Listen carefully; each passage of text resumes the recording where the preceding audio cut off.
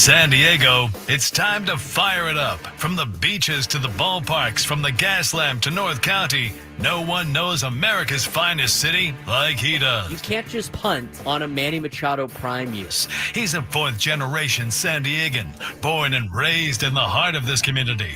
Passionate, opinionated, and always bringing you the real talk on your teams, your city, and everything in between. Braden totally knows his stuff. He's ready for the next step. That guy is good. Live and local, it's the Braden Surprenant Show. But I think Braden's one of the up-and-coming young stars in the media game in San Diego. Now, here's your host, Braden Surprenant.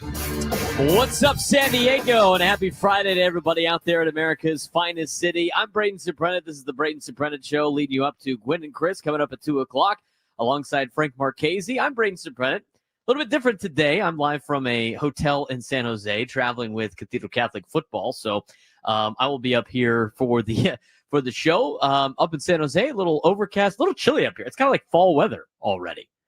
I think it's mostly to do with the marine layer that's rolled in.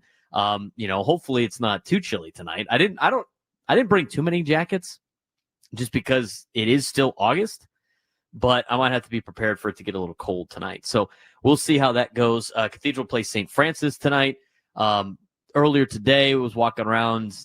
Our hotel is not too far from the airport, so there's not too much around. I walked down to Starbucks. I got my pumpkin spice into my coffee today, so take that for what it's worth. I'm solidified with. I don't mind the pumpkin spice. I don't mind it. So walked to Starbucks. Was at the Starbucks, and somebody was like, "What's the? Is that a high school shirt?" I said, "Yeah." Is that a local team? I'm like, "Well, from San Diego, we're playing St. Francis." The gentleman's like, "Are they still a powerhouse?" And I'm like, "Well, I hope so, because that's why we're up here." So integrated up here in San Jose. Left yesterday after the show. Almost missed the flight. It was running a little late. The traffic with the rain yesterday kind of slowed some things down. Plus, I had to get all my radio equipment through security, which was fun. I went through the first time with the bag, and then they're like, "Oh, is something in here, sir?" I'm like, "Yeah, there's something in there. You should probably open it." They're like, "Do you have a switchboard in here?" I'm like, "It's a radio thing." And they're like, "Oh, okay." And so they take it out. They had to run it through again. But other than that, everything was pretty much smooth sailing.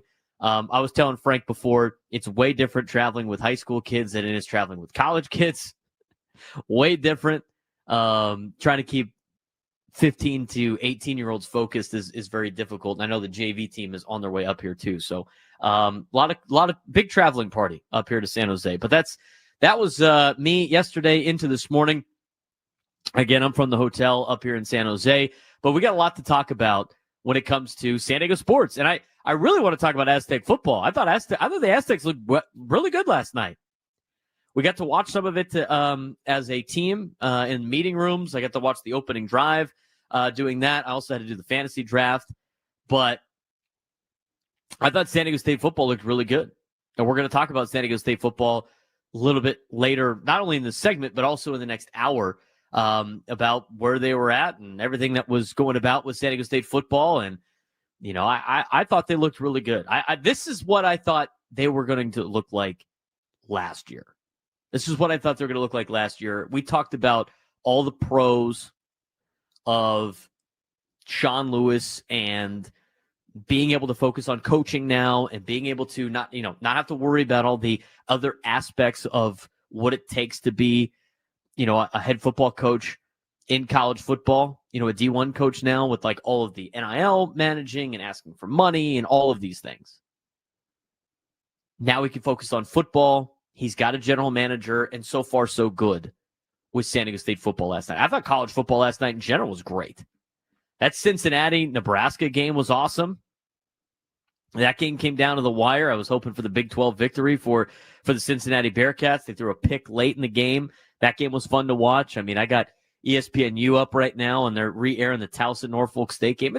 It's so great to have college football back. So great to have college football back. And we're going to we're a college football show, Frank and I. And we talk NFL, we talk college football. We're going to be talking about that in the fall. And, of course, we're going to continue to talk about Padres baseball. And a lot of things to talk about Padres baseball. They get ready for a 3-game series now against the Minnesota Twins. And later on in the show, we will have a guest from Minnesota. Cory Provus, who is the Minnesota Twins broadcaster, will join us in the noon hour to get you a preview of Padres and Twins. We'll get you the games that matter, the games that mattered last night or this week, as well as some of the games that will matter this weekend for the Padres. And the good news is the San Francisco Giants kind of did you a massive favor this week by sweeping the Chicago Cubs. You're still only a game back from Chicago. You're 2 games back from LA. It'd be nice to have the Padres be able to win the division, and we'll see how these next couple of weeks play out. But they have one of the easiest schedules remaining. It starts with the Twins, but they got to be able to take care of business. We talked about that yesterday on the roundtable. At the end of the roundtable, Ben Higgins asked the question, what do they have to go? What do the Padres have to do in their next 6 games where you feel like you can pick up a game on the Dodgers? And most of us said 5-1. Most of us said 5-1. 6-0 would be great. To ask for a sweep, I think is very difficult to do. But I think everybody would say 5-1, which means you got to sweep either Baltimore at home or Minnesota on the road. And right now, if you are the San Diego Padres and the season and the schedule you have, the easy schedule that you have, you cannot lose any more series. You really can't. Frank put it in the rundown today. He titled it, I think, must-win series. This has become an important series. I think every series from here on out is a must-win series. It's not a must-win in the sense of making the playoffs. The Padres are in the playoffs. Unless something catastrophically bad happens and the Reds go on an absolute tear and the Padres just, lose out, the Padres are in the playoffs. I mean, you start looking at the what-if scenarios again.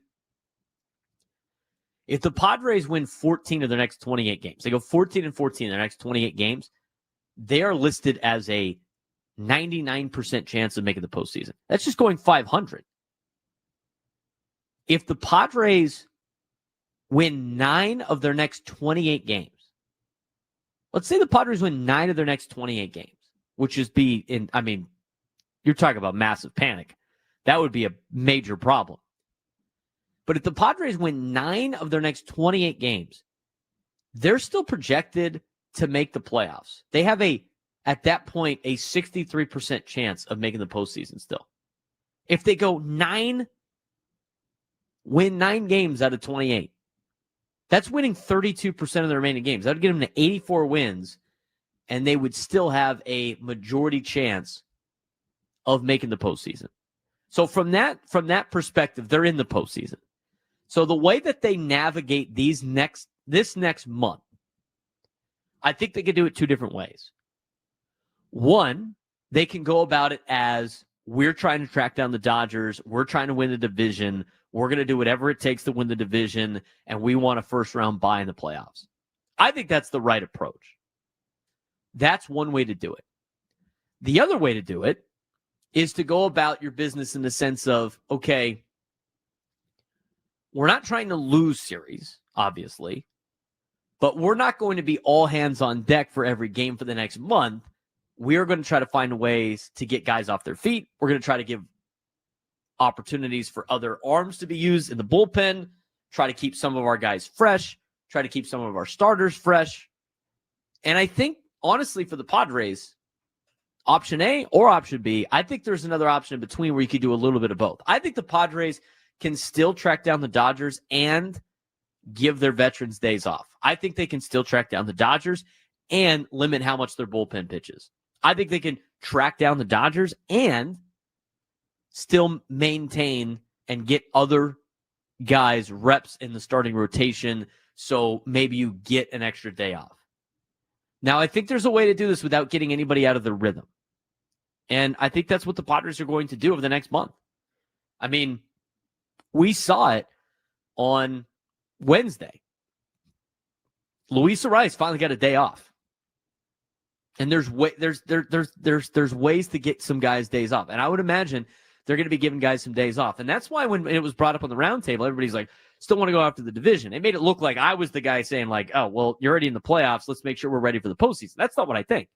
I think the Padres should try to go after the Dodgers. I think the Padres should try to win a division title. I think the Padres should try to go get a first-round bye. But I also think the Padres should be cautious about how much they use Freddie Fermin. I think they got to use Freddie Fermin in the postseason every single day. And we've seen that out of the Padres the last couple of postseason runs. Now, even with different managers, they really went with Austin Nola in 2022 with Bob Melvin. I think in this year's postseason, you have to do that with Freddie Fermin. But I don't think you need to do that with Freddie Fermin in the last month of the year. I don't want to see this guy get tired out. This is the first time that he has been like an everyday catcher in his career. His average has dropped a little bit. I mean, obviously his production's a little bit different now than it was when he first came over. And some of that could be with fatigue. I mean, the guy's playing a lot. And as much as like Diaz is not necessarily the best in terms of being a fit, like he's not putting your best foot forward in terms of a lineup. I think he needs to play more than once a week. He probably has to play every day game or the Pavetta start and getaway days. Because I really think Freddie Fermin, I don't want to run him out, if that makes sense. So I think it's a little bit of both. I think the Padres can still go after the division. I think they can still load up their lineup to try to do it. But at the same time, I don't necessarily want to see the Padres just burn out trying to track down the Dodgers and then they get to the playoffs and it's too much. And I know the thing is once the playoffs come around, it's going to be a little bit different. But there's ways to get around it. And there's players that you're going to have to lean on, which kind of leads us to our next topic of the day. And we're going to get to Aztec football later. Drake Hills will join us at 1:35. We'll talk some San Diego FC. We got all the high school games that we want to mention in the 11 o'clock hour as well. We'll get to some more baseball topics later in the noon hour. But an interesting article today by Dennis Lin talking about Yu Darvish and racing Father Time. And so the question is Yu Darvish the Padres' most important pitcher for a World Series run? We'll answer that when we come back. Braden Surprenant Show, just getting started. San Diego's #1 sports station, 97 through the Fan.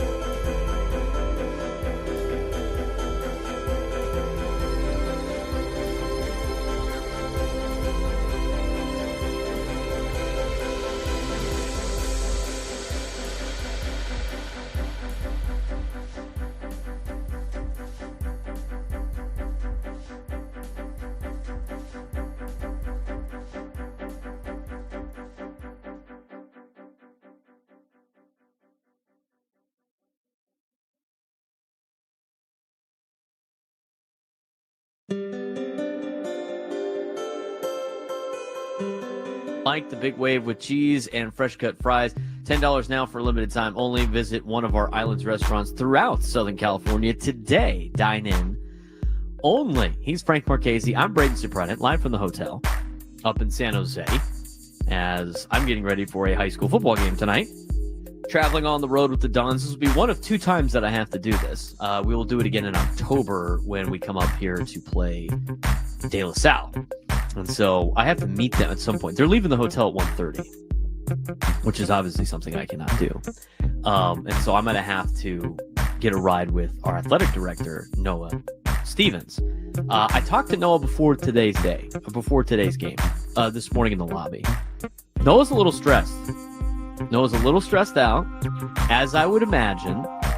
His son is starting for Wagner tonight, Jack Stevens, Cathedral alumni. He's starting for Wagner at Kansas. That game's at 4:30. So we'll see how Jack does. Good luck to Jack. He's going against 2 other Dons in Jalen Dye and Devin Dye, the sons of Jermaine Dye. So that will be a fun game. We have told Jack to make sure he takes a picture with both of them before or after the game. So hopefully he does, in fact, do that. But Noah's a little stressed out. I asked him why he didn't go to the game. I mean, your son's playing Kansas on the road. And he was like, well, I'm going to the game next week against Georgetown. All right, fair enough. So who knows if I will have a ride in time or not. 833-288-0973, 833-288-0973. Frank, how was the Aztec game last night? Muggy. That was the big takeaway from sorry, music. I know, chat. Calm down. Relax. Everybody take a deep breath. That was muggy at the Aztec game. Yeah, that was the big takeaway from last night. It was so humid. It was so warm. I had to leave at halftime. I couldn't. I just felt so disgusting. Took 2 showers after I got back home just to get that stink and feel off of me. It was god awful. The game last night, solid. I didn't really see too much you can complain about if you're a San Diego State fan watching the game. The attendance. Yeah, we'll get to that in a bit. But as far as the on-the-field product, it didn't look bad. It looked solid. Again, you're playing a Stony Brook team that really did not look its best last night by any stretch of the imagination. But also because of that, can't really put too much emphasis on this win. Of course, a 42-0 win, and we'll hear Sean Lewis talk about it a little bit later on. You're doing something right if you shut the opponent out, no matter how good or how bad they are. But you can't really judge it because it is an FCS school. You have a great test next week against Washington State. That will really tell whether or not changes have been made in this program. And then you have your next home game against Cal the week after that. So solid game all the way around. But it was muggy and humid and hot and not a scrap of wind to be found. Should have, man, if they installed the shade, maybe it would have been cooler. No, there was nothing. There was nothing saving that. There was nothing saving that jokes. experience. I love making the shade jokes of Snapdragon Stadium. I thought they played well. I think you could look good against a bad team. I don't think they needed to put up 42 on them in one half. I mean, you know, people in the chat, Adam's in the chat, is like, only up 20 at half. That's bad. No, that's fair. No, it's not. Oh, that was fair. Okay, there's a lot of stuff you got to worry. That's why you play teams like Stony Brook. And here's the thing. I'm comparing San Diego State football against Stony Brook. That's an FCS school. It's not a bad FCS school. They're a good FCS program. I know they had to fly cross country, but I'm comparing the Aztecs against other opponents that they've had in the FCS, which have not been very good. Last year against Idaho State was like a disaster. So that was 2 years ago against Idaho State, and then last year it was the unbelievable game, again, unbelievable in a bad way, against Texas A&M Commerce, which if you had that game against Texas A&M wouldn't be so embarrassing, but it was the Commerce part that kind of ruins it. Yeah, they have looked terrible against FCS programs in the past. They have looked terrible against FCS programs in the past. So, yeah, Texas A&M Commerce last year, Idaho State the year before that. I mean, you can always go back to the days at Qualcomm when they lost to Cal Poly. I mean, you don't need to blow them out immediately. No. I used to watch that with TCU football all the time and make the comparison. There were times where they hung 70 on Stephen F. Austin and didn't look good doing it. But it's like, hey, look, they put up 70. And then there was years where they put up like 40 something on Samford, and they looked really good doing it. And they went on to potentially, they should have made the college football playoff, but I'm telling you, they looked way better than they have had against FCS opponents. And I think that was a big tester for them. Now, when I watched San Diego State football last night, do I think they're a playoff team? Absolutely not. But I do think that's a team that can win 7 games. I don't care how bad Stony Brook played. You beat them 42-0. And you go back and you watch the game again. I went back and rewatched it. There are massive holes for the offensive line looked good. They kept Denegal upright. The running game was great for Lucky Sutton and company. I thought the defense looked good. The major concern for me wasn't even Denegal's passing. They don't have any receiver weapons. They don't. Bostic's okay, but they don't have any weapons. And so the times where Denegal was in trouble, it wasn't because he wasn't protected, because he was. The offensive line did a good job in the running game and in the passing game. They got nobody. They had nobody in the back. There's just nothing. And this is like the 3rd or 4th year in a row where they don't have any receivers. Yeah, and Bostic took a couple of pretty good hits, especially in that first half last night. And also Denegal, first drive, looked like he hurt his shoulder pretty good. So it was, again, going back to what you were saying with how they've performed against FCS teams recently, that I think is the biggest takeaway, is they looked like an FBS team beating an FCS team last night. That should be your biggest takeaway. It's not how it got done. It's not the score. It's they looked like a D1 school playing against a D2 school, which is something you cannot say about this program for the last couple of years. That should be your biggest takeaway from last night. I thought they looked good. But again, I'm going to support Aztec. It's a major team in town, okay? And, a lot of people are just like, nobody cares. You would when they start winning, all of a sudden everybody's going to start caring. And I'm just going to be here and be like, hey, look, we're on it first. What's the saying we have on our show? Right, but too early. Right, but too early. I think the Aztecs can win 7 games. I honestly think San Diego State's going to go to Pullman and get a victory. I think they're going to go to Pullman and get a victory. We'll see what Washington State does against Idaho this weekend.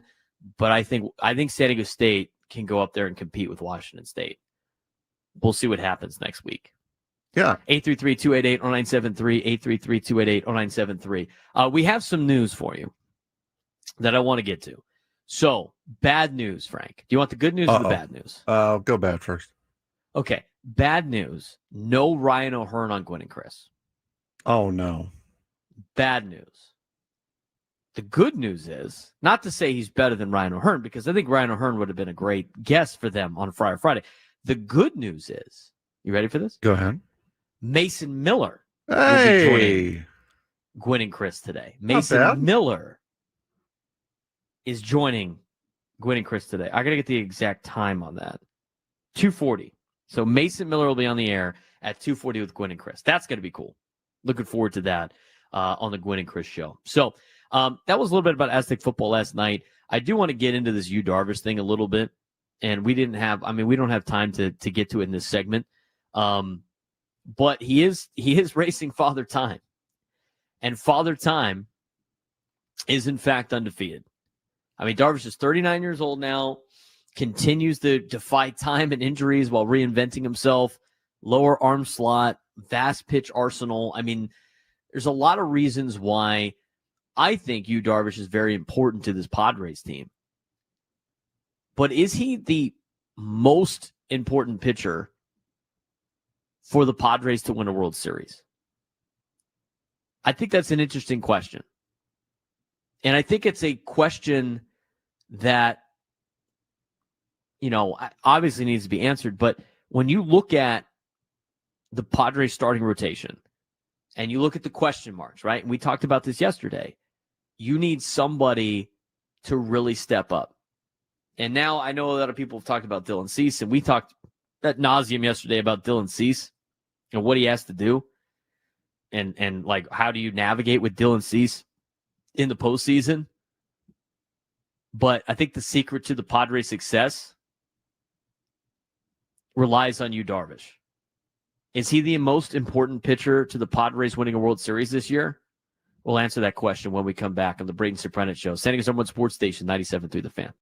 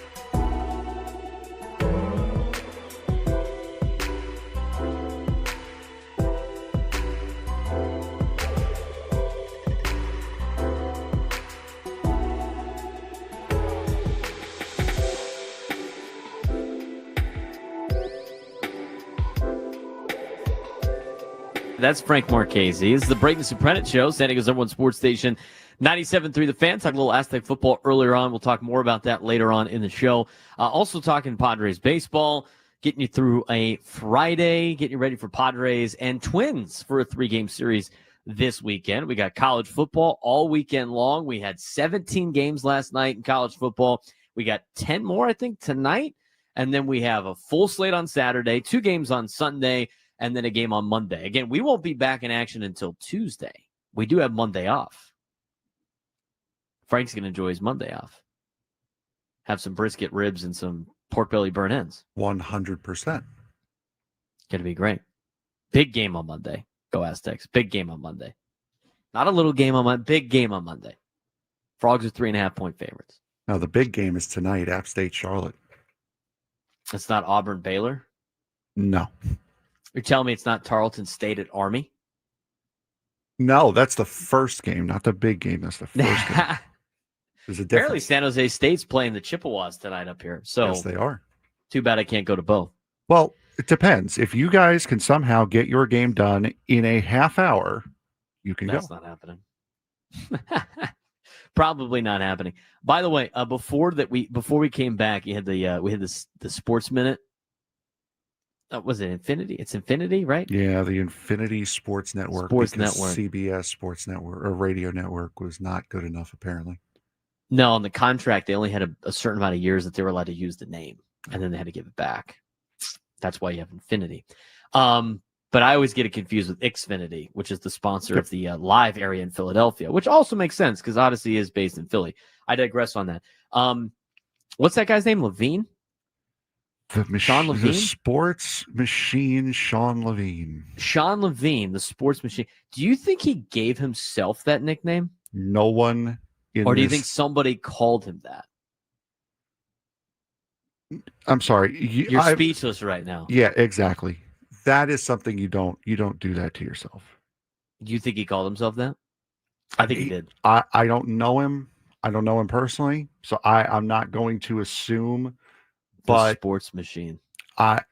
Typically, a nickname that you give yourself never sticks. I did not give myself any nicknames, but my friend does want the frog to grow. That's the frog. No, stop calling me the frog. Maybe not. I don't know. Sushi Sam puts frog in the chat all the time. Yes. I think that's better than what was the do you remember what Elo's nickname was yesterday?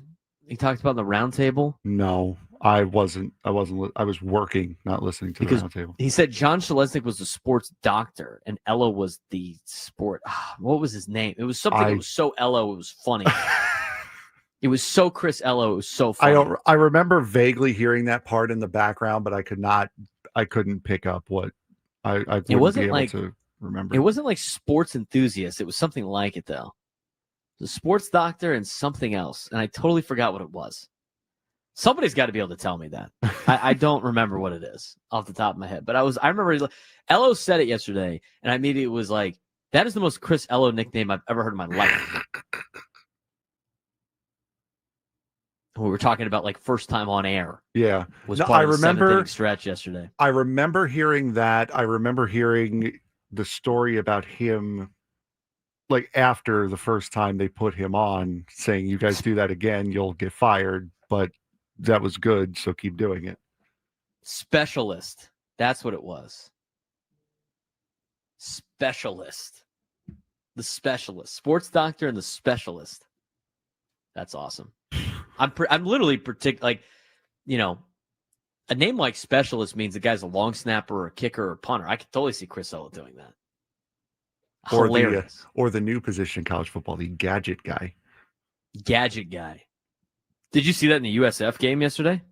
I did, yes. They brought the backup quarterback in at punter, and nobody noticed. Yep. And then he hawked it. Mm-hmm. A fade route for a touchdown. That's something that you can only do in week 1.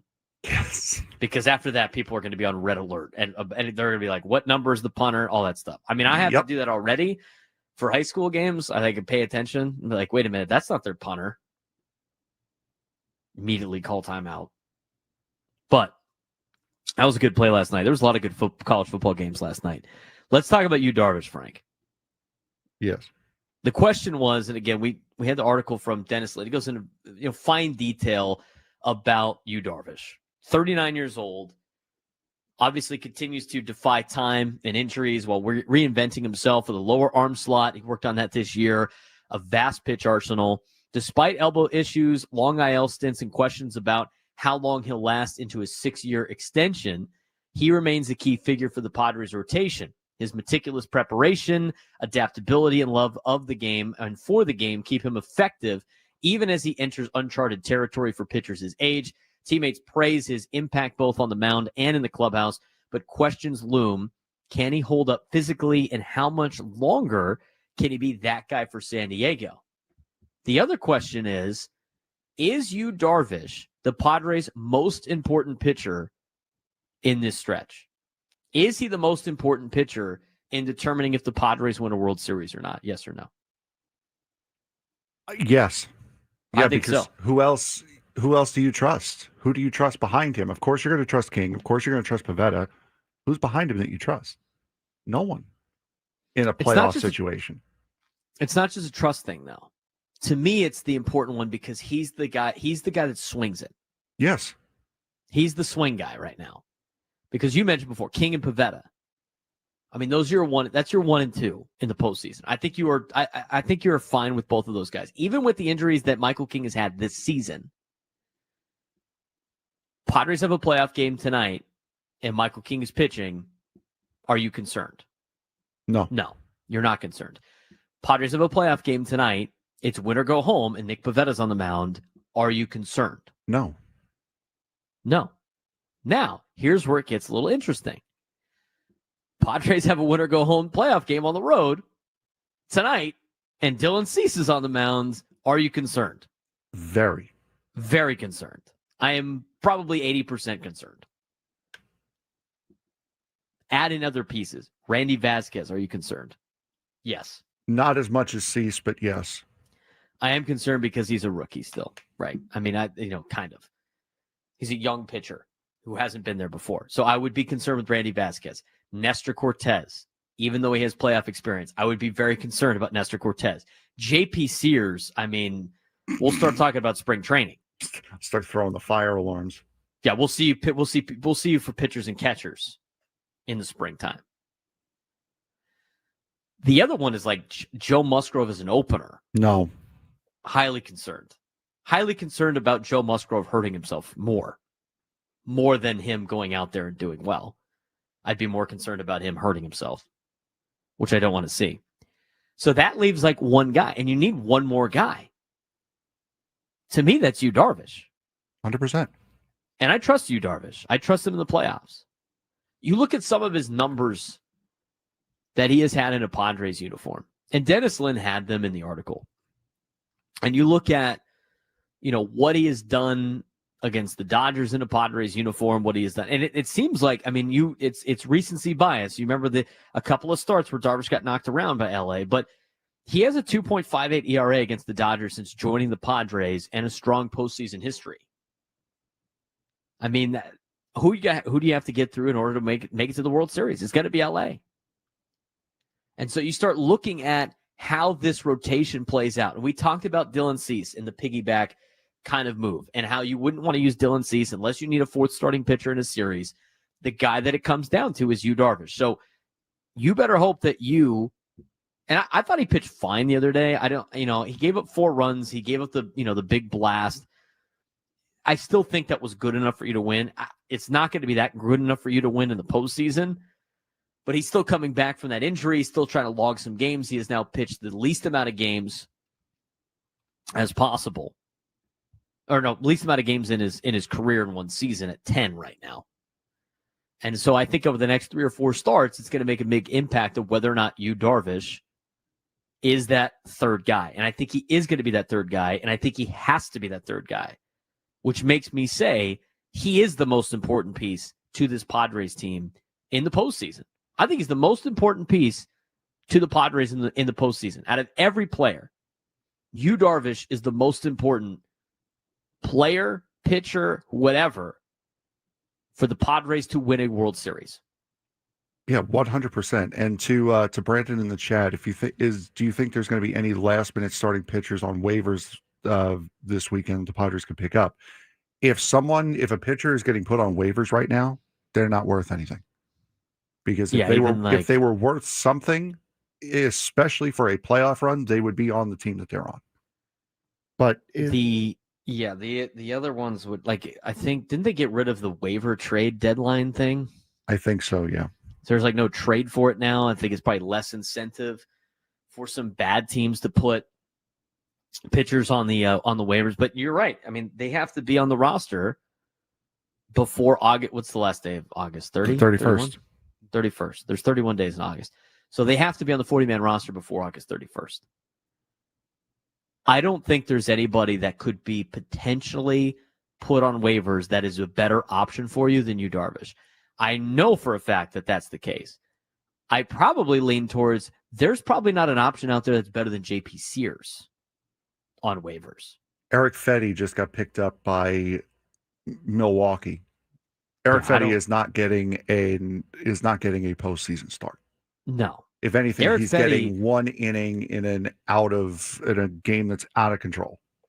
No, Eric Fetty is giving you innings for the rest of the season so your other guys can be ready to go. He's helping you make it to the end of the year. JP Sears is helping you make it through the end of the season. Nestor Cortez is doing the exact same thing too. He might just be leaning more towards making a roster, making a playoff roster.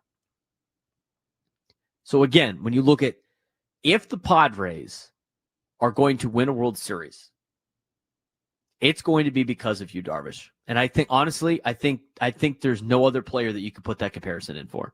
No. I'm talking about Manny. I'm talking about Fernando. I'm talking about anybody in the lineup. You know, Xander Bogaerts, Jackson Merrill. I mean, you name it. Ryan O'Hearn, Ramon Laureano. Nobody has more of an impact for the Padres this postseason than Yu Darvish. He is the guy. You are going to, as much as we like to say, Manny Machado, this team rises and falls with Manny Machado.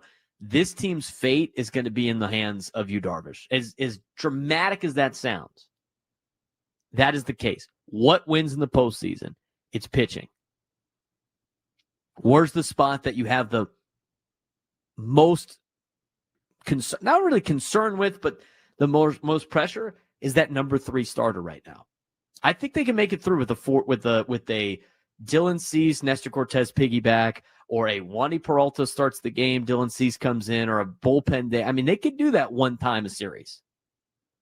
But they can't do it 2 times a series, which means you need a number 3 starter, which means Yu Darvish is your number 3 starter.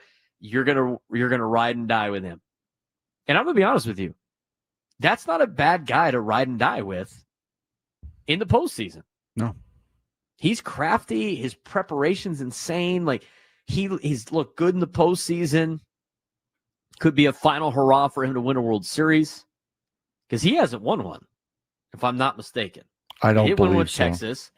He didn't win one with Chicago, and he didn't win one with LA. He got shelled by the Astros in LA in 2017. He's been there, but he's never won. And then the question becomes, like, let's ask this question too, because it's interesting with where he's at in his career and how old he is. And you could tell, like, the money, and here's why I know, like, the money doesn't matter to you. Was last year when he was missing time, he didn't have to be put on the restricted list. He got asked to be put on the restricted list. I mean, they had to, like, file a waiver to get him on the restricted list because he didn't do anything wrong. And he felt bad about taking the money when he wasn't going to be there for like 2 to 3 months. You know, he doesn't need the money, does not matter to him. So my question is now, if the Padres do win a World Series, which is we still got a lot of ways to go. But let's say, and we talked about the drama here, so we're just going to play this out a little bit. Yu Darvish is the most important pitcher for the Padres and most important player for the Padres on their 26-man roster in the postseason to win a World Series. He's the most important. He gets the job done and they win the World Series. Does he retire? I would if I were him. I mean, you and I both don't know him personally, so we can't really speak for Yu Darvish, but there could be a situation where he does do that. And then those 2 to 3 years that you still have on the books are now not there anymore. Because again, when he retires, you don't have to pay him. Is he still playing to just try to win a World Series? I mean, I think that might be the case. What else does Yu Darvish have to accomplish in his career? He had what did he just pass the other day? Like the most wins out of any Japanese-born pitcher. I think so. Yeah, in Major League like Baseball that. history. I mean, he's making a lot of hay with that. He's had a great career. Is he a Hall of Famer, Frank? I would say so. I think he's pretty close. He may not get in on the first ballot. It might be a couple times. It might be a 76% thing, but I think he'd get there. If Mike Messina can get there, I think Yu Darvish can get there. A World Series champion, Yu Darvish, he could probably make it. So, what is he playing for anymore, right? I mean, if he hasn't won a World Series, it's for a World Series. I think it's interesting. Yeah, I mean, Yu Darvish is a very interesting cog to this team, and something that I didn't think we'd really talk too much about. But I think he's the most important pitcher and the most important player on that 40-man roster for the Padres' success to win a World Series. Just think there's nobody more important. And just think next year he's going into his age 39 season. He's under contract until he's 41. So, I mean, those are big things, and he's going to be taking up $18 million each of the next 3 years as far as the salary goes. And, the comparison to me is Verlander and Scherzer. I think they're both 42. If I'm not mistaken. Are they both 42? They're either 41 or 42. 2 years ago when they were 40, they were still pitching well. But this year for both Scherzer and Verlander have been it's time to call it quits. Verlander is 42, Scherzer is 40. He's only 40. So maybe he's getting up there too. I mean, he doesn't look nearly as dominant as he used to be. Verlander's just not very good anymore. And so they've made it. They still look pretty good in their late 30s. I think Yu Darvish has, at the end of this season, I think he's got one more go for it. And that's it. Scherzer turned 41 on July 27th. Okay, so they're both over 40. He's still not 42. So we have a 42-year-old and a 41-year-old. They're starting to just, Father Time remains undefeated. The Padres winning a World Series falls on Yu Darvish's shoulders. He is the key. He is the key to the Padres' success. So, regardless if you think that's great or not, that is the reality of the situation. And I'm going to tell you right now, out of all the pitchers on the staff, there's not a single pitcher or really player in general that I trust more with getting himself prepared for a playoff game than Yu Darvish. He's a good guy to ride or die with. I think everything he's done for the Padres organization has been great. That's why I didn't mind him taking a leave of absence last year. I mean, we had people calling in, bitching, moaning, and complaining about it. It's like, dude, he's not taking any money. Let him deal with whatever he has to do. And when he comes back, he comes back. It's the same thing this year. I don't really care if he pitches in May. I don't care if he pitches in June. I don't really care if he pitches in July. I really don't care if he pitches in August. I need him to pitch at the end of September to get ready for October. This man's given a lot to this organization, a lot to the city. And I'm excited to see him in the postseason. I think the Padres can get a World Series with Yu Darvish on the mound and being that big key player. So the question was, is he the most important player? I think the answer is yes. I think it's hard to argue that. I think it's hard to argue with anybody else. If you had to pick a position player, Frank, who would be the most important? Fernando would probably be my guess too. I mean, he really needs to start, waking up. As much as it's Manny, the team lives and dies with Manny, I'm not concerned about Manny being able to turn it around because he always does. You need that. They got to get Fernando back close to what he was before from a power standpoint. You need to. And he's contributed well. Yeah, you need that supporting cast member. And Fernando, I'm sorry, this year, I understand he's got all this off the field stuff happening, and I guarantee you that is affecting the way he plays. You can only take uh I'll leave your stuff at the door for so long. That can only be done for so long. They need to get Fernando right for at least 1 month. Just put everything into baseball for 1 month. If they can do that, if he can be that supporting cast member to Manny that they need him to be, this team can and will win a World Series. Undoubtedly. He might be the cog on offense for sure. I mean, if Fernando puts on an October show, this team's going to be unstoppable. And we talked about that. We have it in the, coming up later on the show. Yeah, just destroy my ears, dude. Yep, gotcha. No problem. Hurt mine too. We're going to talk more about the roles. I mean, this team's 9 deep, and there's a lot of there's going to be an October hero out there for the Padres. Who that hero might be, remain to be seen. We're an hour in. We got 3 more to go. I'm in San Jose. Frank's in San Diego. More Padres talk when we come back.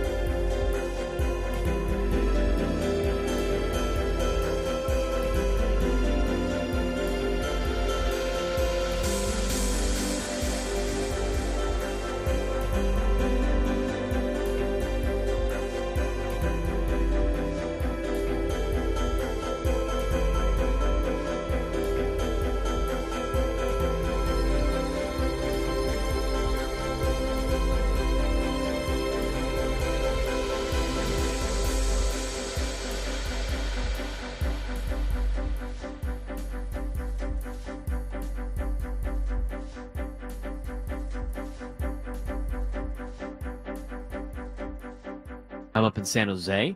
We had some people asking earlier in the YouTube chat, where are you at? San Jose, California. Cathedral Catholic Football is playing St. Francis up here in the Bay Area, so we will be in action tonight at 7 o'clock. That's why I'm up here in a hotel. We'll be doing this again in October when Cathedral takes on De La Salle, the legendary program up in the Bay Area, up in the Walnut Creek area of California. So those are the two road shows that we have planned, unfortunately, for me. But with technology now, it's a lot easier. Just had to get through this little fun device and through security. That was fun. For some reason, the security guy knew what it was. He must be into making music or something like that. He's like, "Is that an audio board?" Without even opening up my bag, and I said, "Yeah, that's exactly what that is." He handled it with care. It's great. Put it through again. I had to go through security twice, which I probably have to do again tomorrow morning. And yes, I will be on the call tomorrow for USD football. I'm doing the color analyst role on Saturday, Frank. Look at you. Adding some color to the game. I'd rather do play-by-play. It's more beneficial for my career at the end of the day. Right, but it's also nice because I'm not a former athlete or former coach, but as a current high school coach, it's not that. It's fun. It's also the nice preparation level's a little bit different. It's also nice to show you could do multiple roles. Yeah. I could do color analyst roles for football. I don't know if I could do it for other sports. Maybe baseball. I do it for basketball for USD. I just think it's very basic. I think it sounds basic. People think, hey, he knows ball. I'm like, yeah, I know enough basketball to make it through, but I'm not as confident in my color analyst role for basketball as I am for football or baseball. Jack Cronin's he's got the play-by-play. He's been the voice of USD Torero's athletics for a long time now. So he's number one over there. I'm number two. Fill in for him a lot, do a lot of the women's games. I got every volleyball game. They're projected to win the Pioneer Conference for football.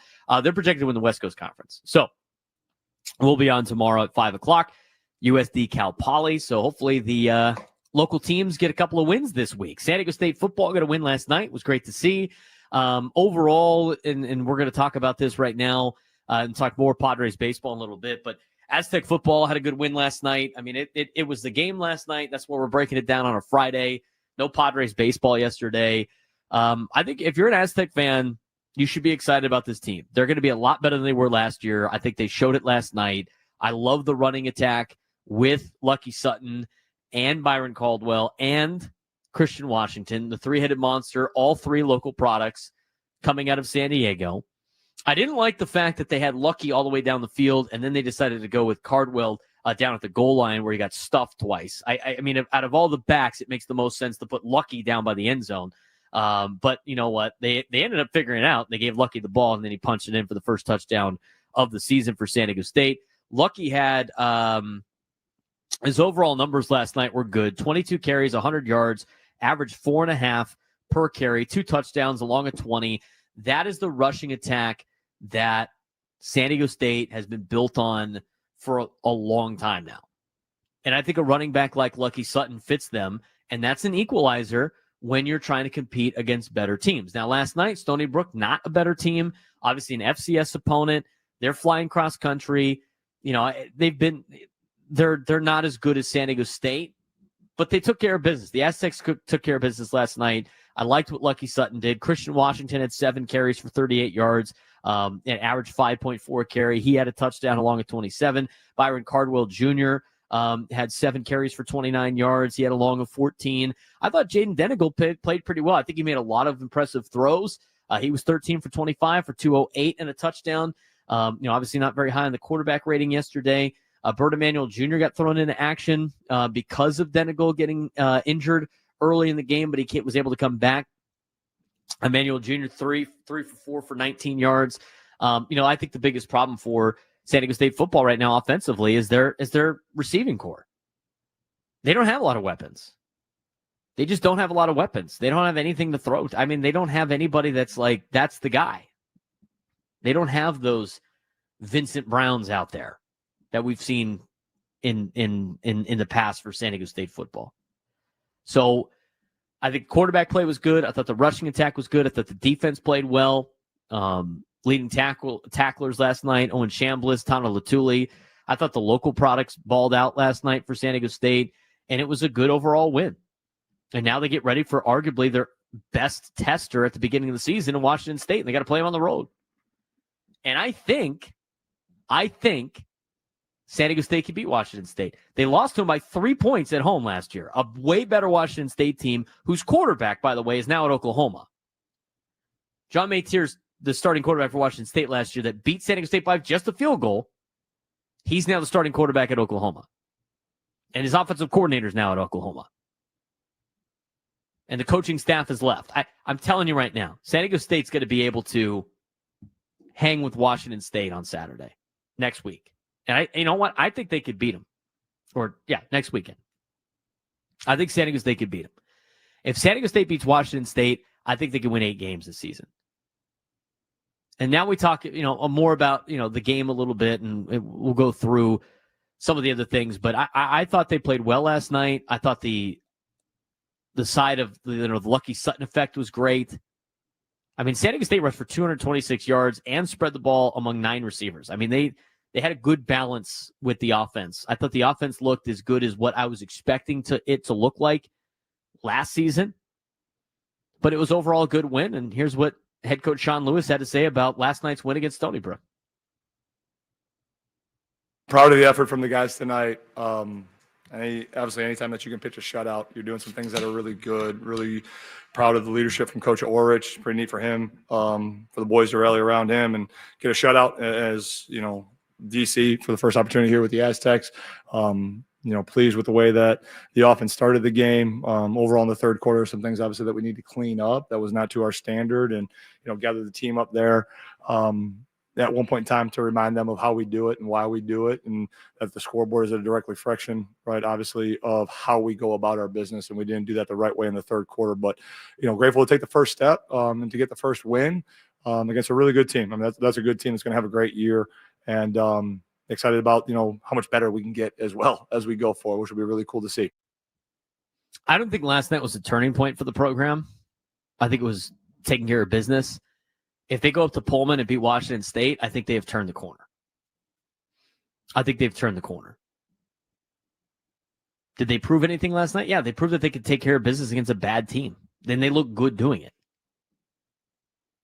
But I still think they need to wait until Washington State to know if Sean Lewis's program has really, truly turned the corner. They go up to Washington State and get a victory. I know they're not a power conference team anymore. Well, I guess the P stands for power.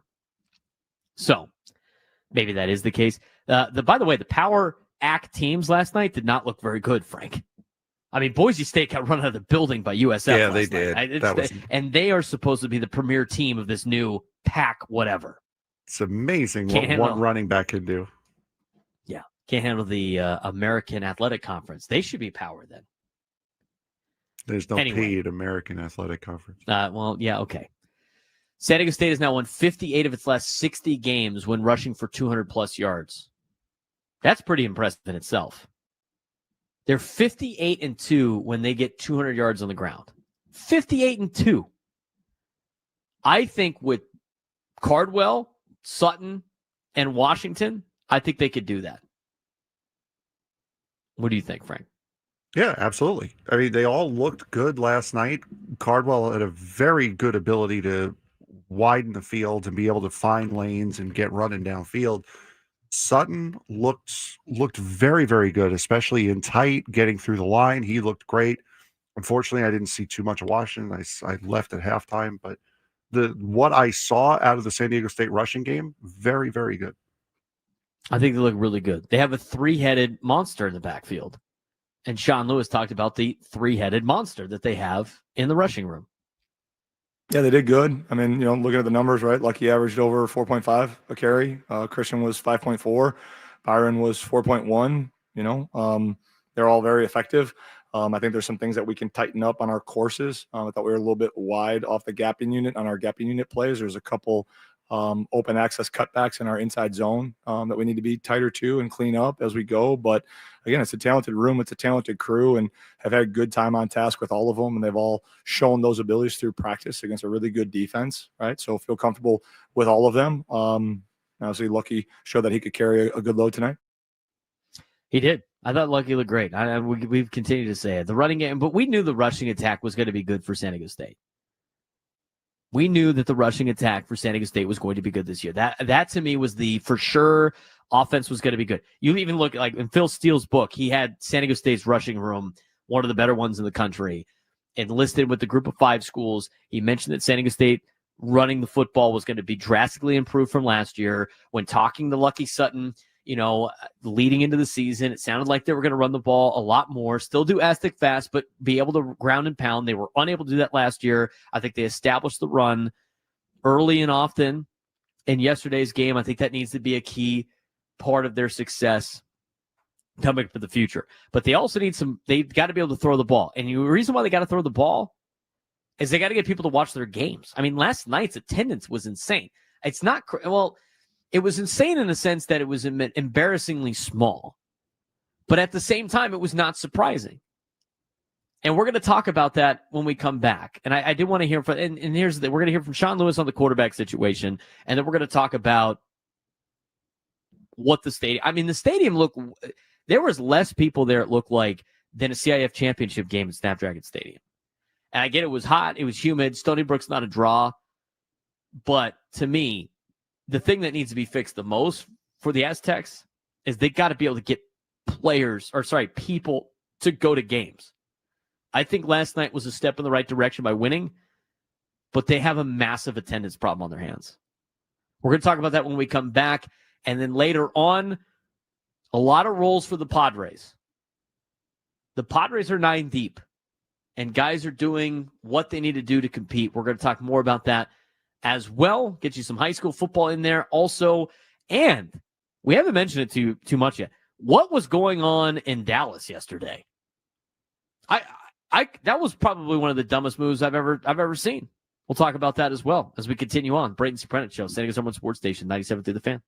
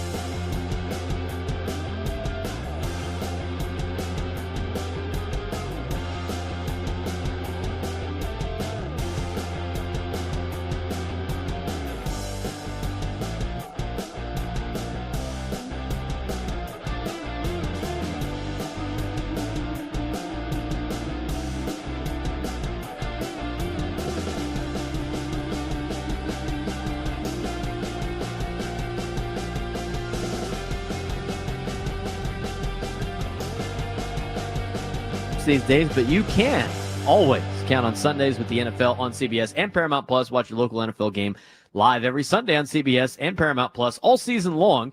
Visit ParamountPlus.com/NFL to get started today.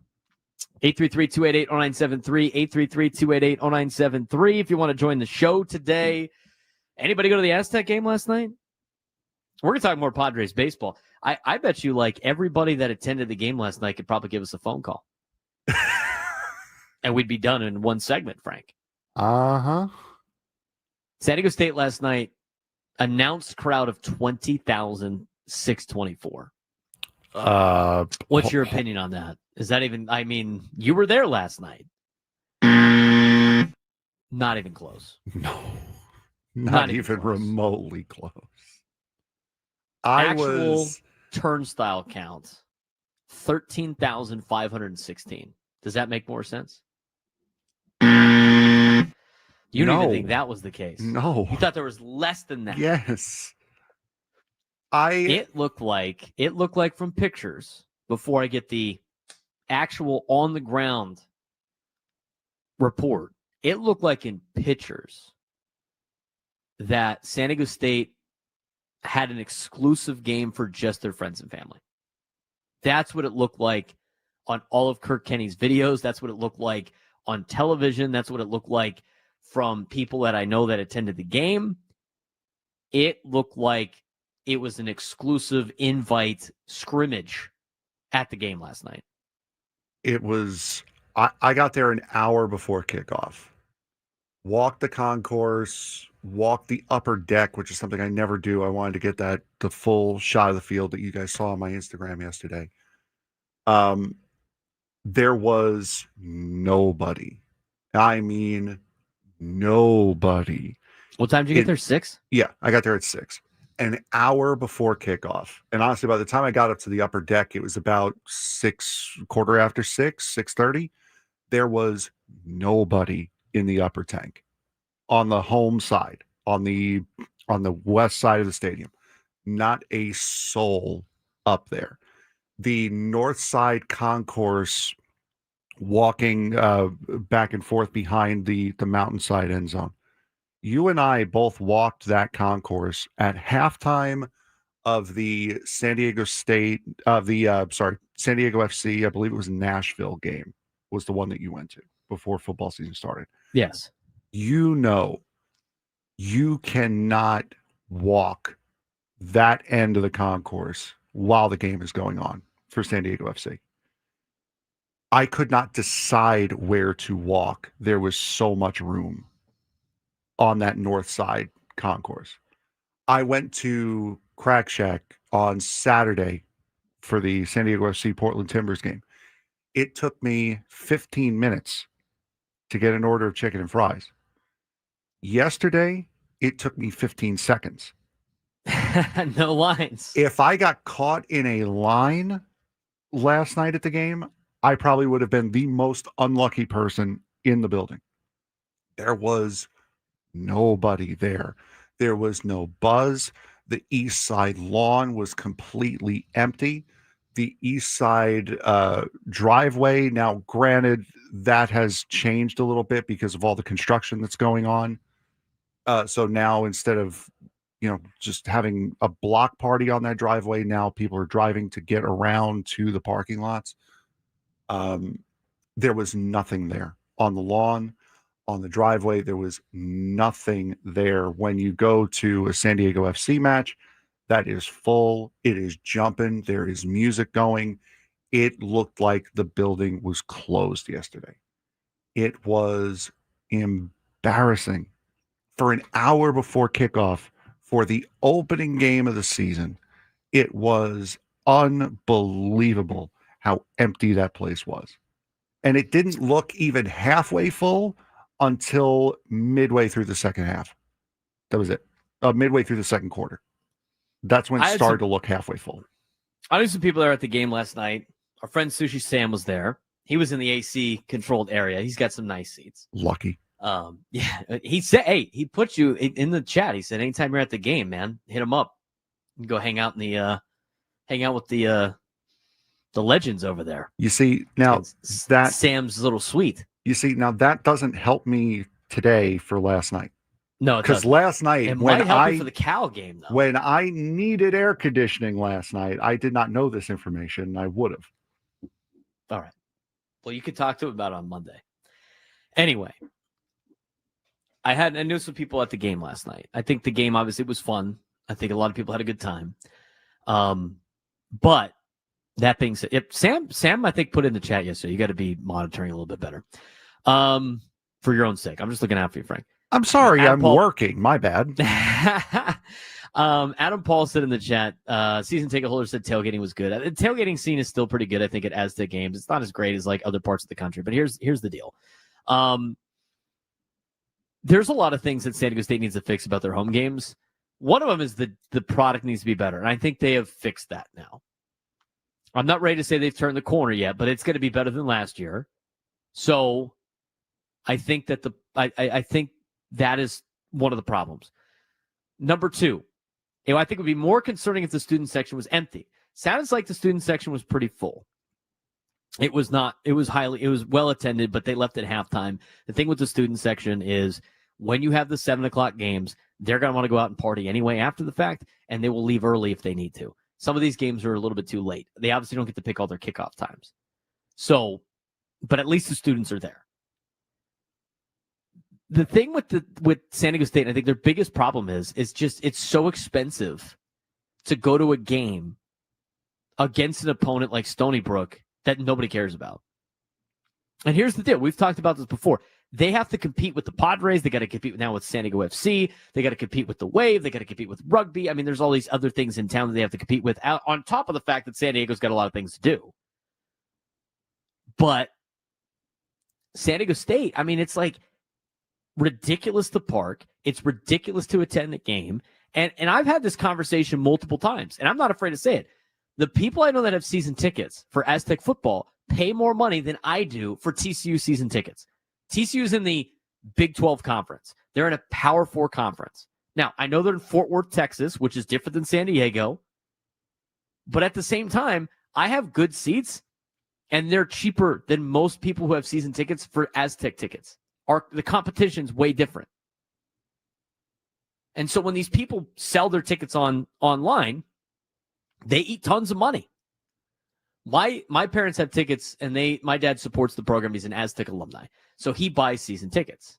He's got good tickets. He's got really good, nice seats. They're in the club section on the home side. They're super nice. I love going to games. I think San Diego State did a great job with Snapdragon Stadium. But we had the same problem last night. I mean, he couldn't get rid of the tickets. And so my mom and my brother ended up going. My brother went to Tennessee.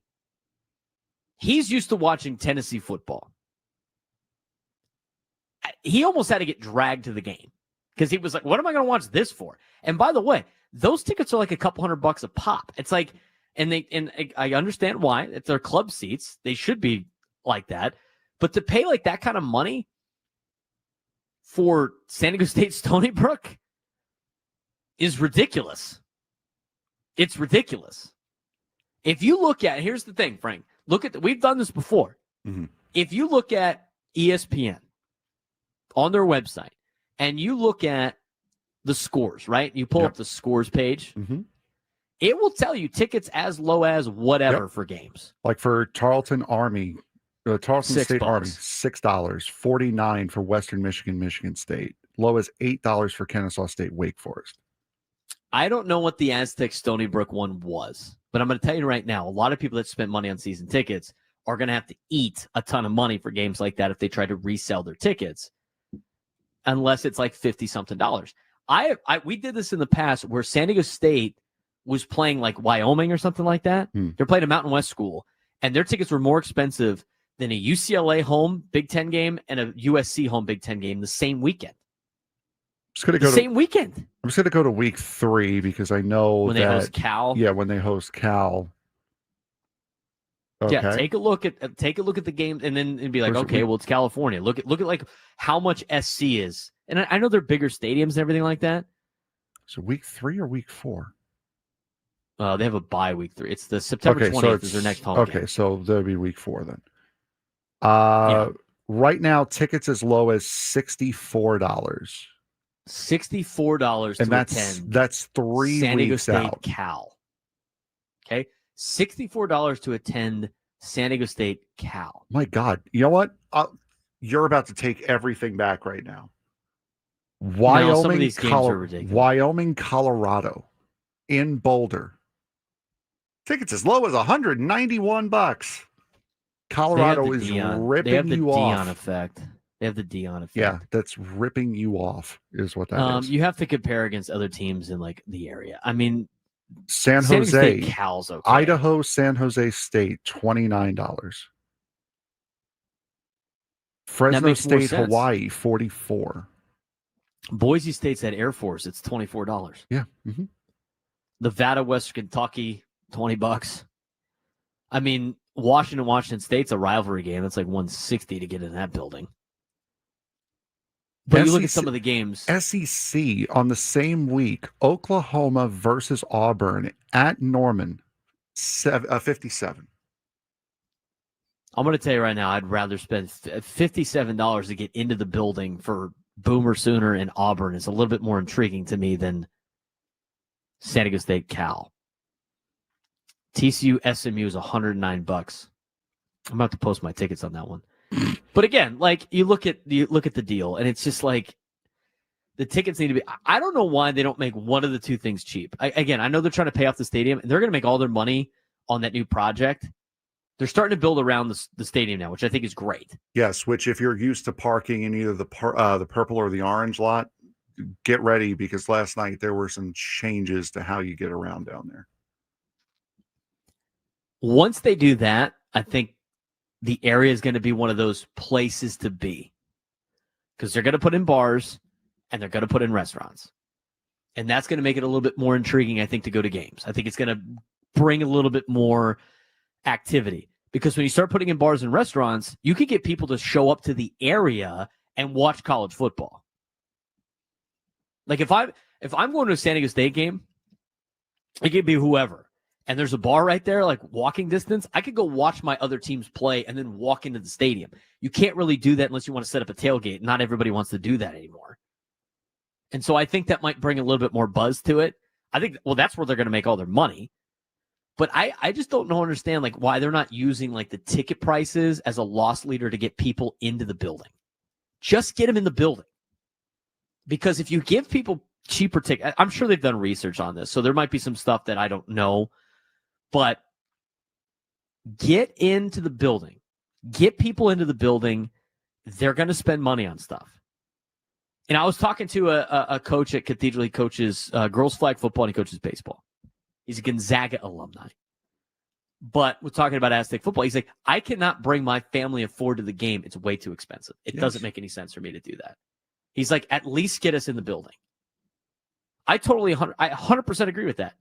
You could talk. You could bitch, moan, and complain about start times, about the on-field product, all that stuff. Get people inside the building. It doesn't make any sense to me. And I know they're actively trying to get people to go because people are getting inundated with emails about buying tickets and everything. They're too expensive. It doesn't make any sense for the product. I mean, and the stadiums that are out there that have way more attendance and or higher capacity might be a little bit more expensive, but I can't justify paying $64 to get in to watch San Diego State play Cal. I mean, that doesn't justify it.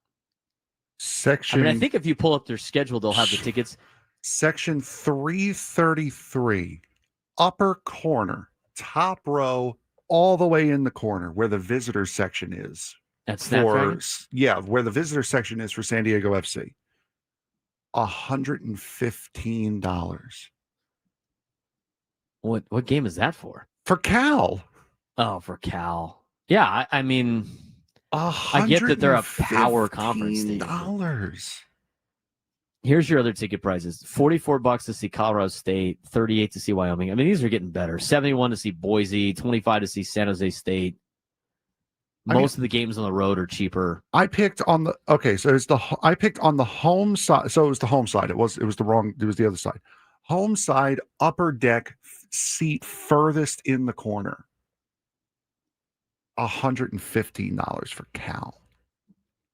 That should never I'm be sorry. $115. I'm not spending $100 on any Aztec game. Okay. Oh, wait. Never mind. Unless you're playing like a real power opponent, not like Cal. Hold on. Going the other way. Going to the other side. Okay. So going to the other side where the visitor section is for San Diego FC. That's $62.55. For San Diego State Cal. Yeah. So you're charging double to sit on the hard camera side. No wonder the home side was a wasteland yesterday. The home side's got a lot of premium seats, though. This is the problem where I noticed this. Upper deck in the farthest corner. I'm just saying. I will say this and this is what really brought it up. And they have lowered prices since they started. Okay, so they're trying to make it happen. But I remember, this is like I think it was for that Idaho State game that we talked about. My parents had their tickets in the club section. And I was working a USD event, and then I didn't have to work the USD event. So it was too late to ask for a credential, and I wanted to go to the game and, be in their area. It was like $200 to try to buy a seat in their ticket for Idaho State. I'm like, no, I'm not doing this. I can't do it. It's absurd. Hopefully they could. I think Sean Lewis and the staff, I thought they did a great job last night. Hopefully they can build some momentum and get some people in the doors. I mean, because it was rough to watch. It's hard for recruiting. That's hard to, get kids to stay, especially when they're competing with areas of the country where the entire town shuts down for games. But had to talk a little bit about that. When we come back, we will get to the Jerry Jones saga. We will also get to some Padres baseball. And we'll talk a little bit of high school football in the 12 o'clock hour. We did want to get into this talking point about Padres getting production from more places. Was this the best deadline that AJ Preller has ever had? We'll talk about that later on the Braden Surprenant Show. Saying is on Sports Station 97 through the Fan.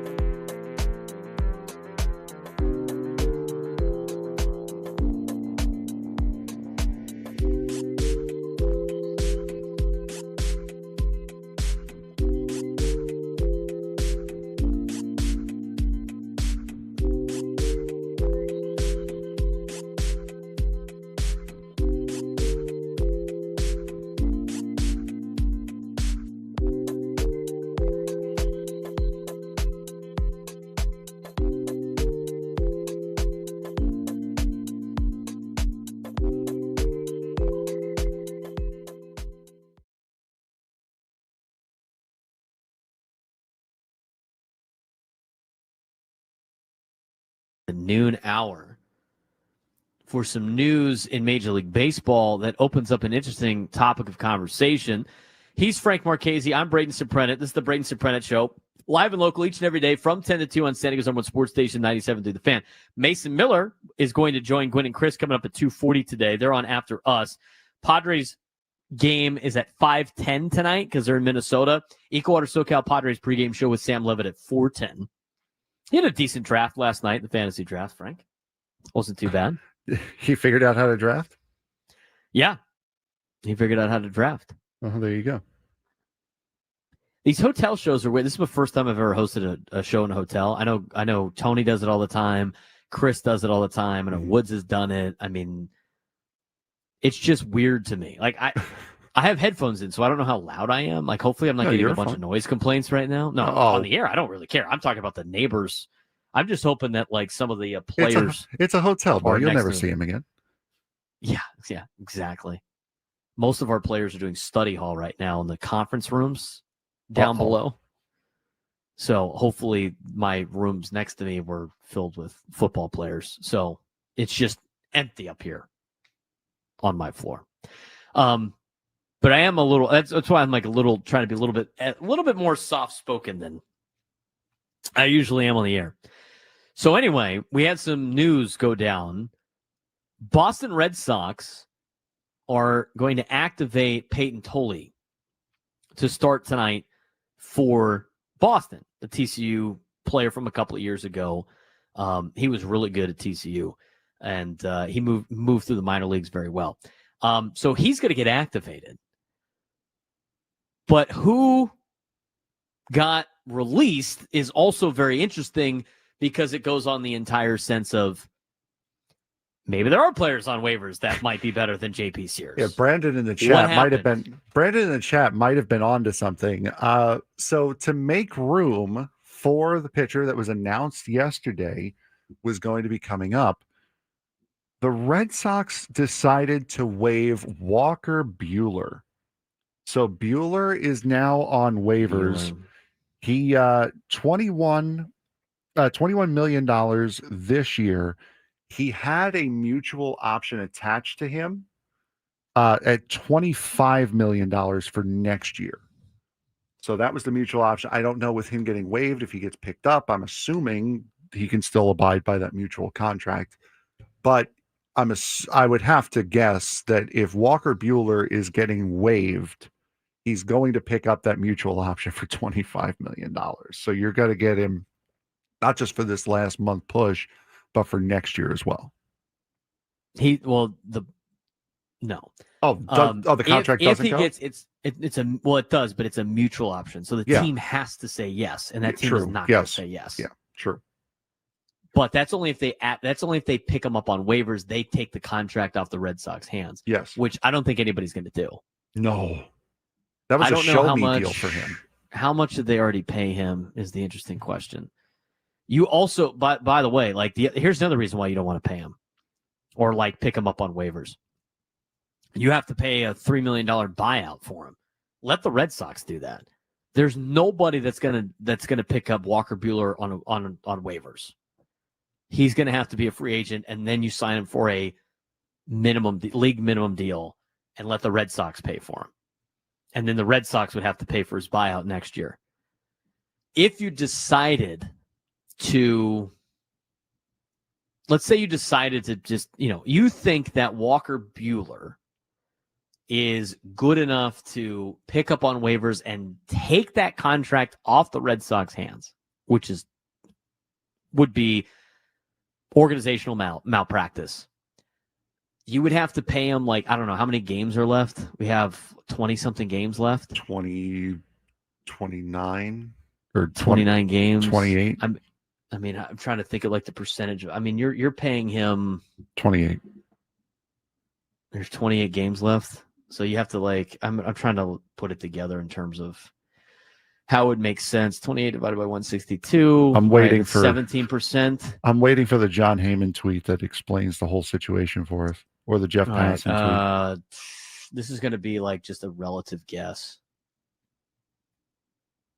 You have to pay him $3 million for the remainder For the next month, you have to pay him $3 million.